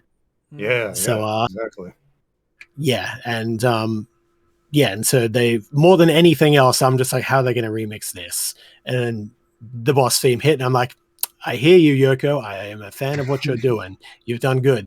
Yeah. But the music and the styles and everything is just, it's really good. And the remake does a good, solid job, but it still is, it's really fascinating to me how much of it, for such an experimental game that no one had ever heard of outside of Japan, like aside from a few of us crazies with fan translations, so like, it holds up.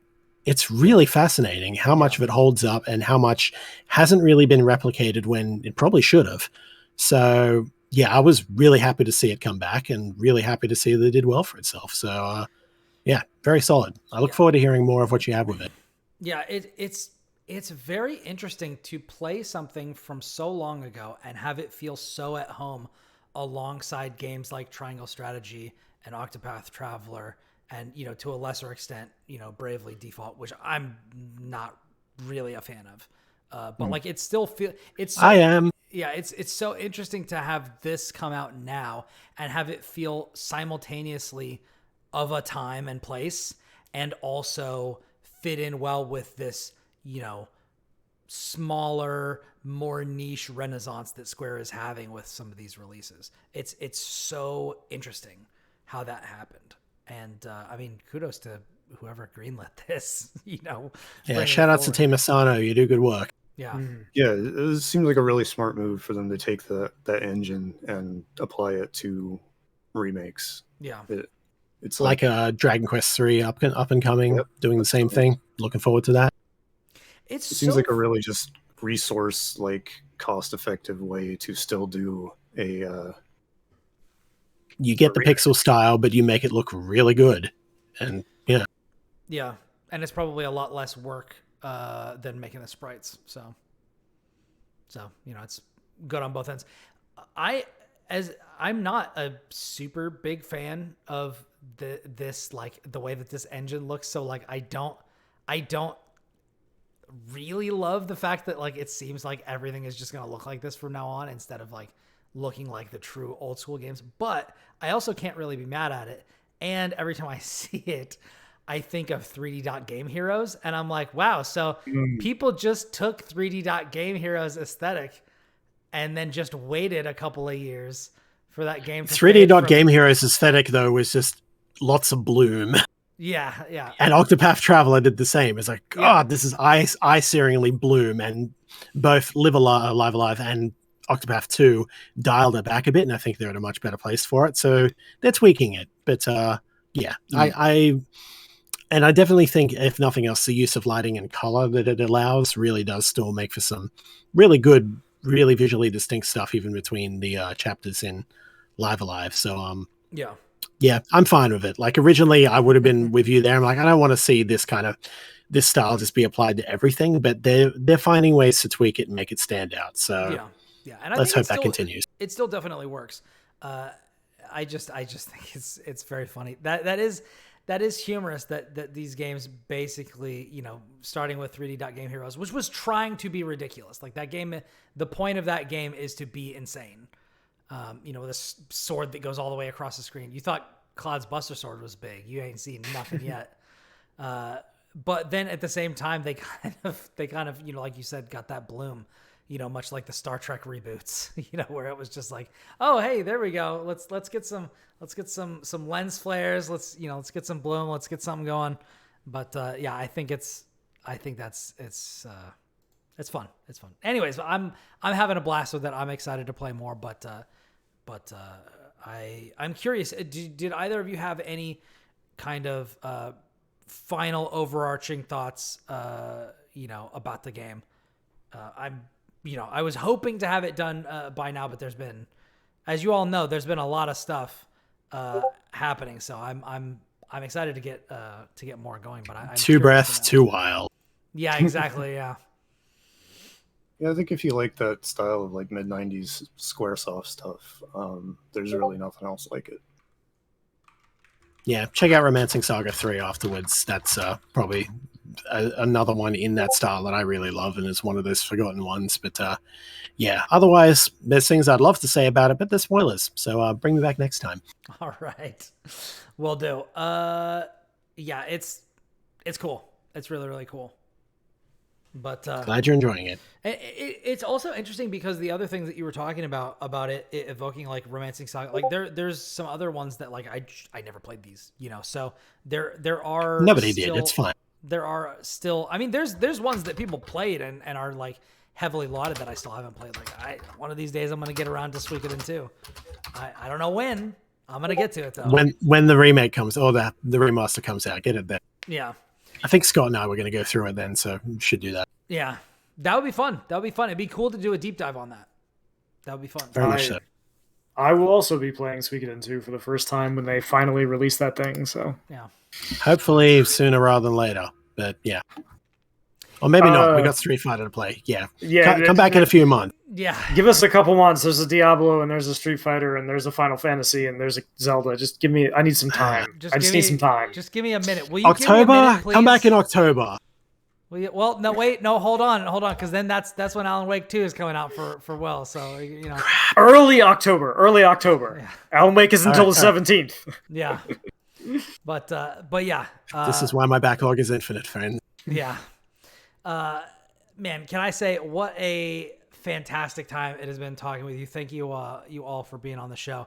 I'll do a quick outro and then I'll pitch to you guys to to plug what you're doing. Thank you all for joining us for episode 277 of the Platformers. If you want to watch the episodes live, we've been doing it at twitch.tv/platformerspod, but that is changing. You can now watch us record each episode live at twitch.tv/ribnax.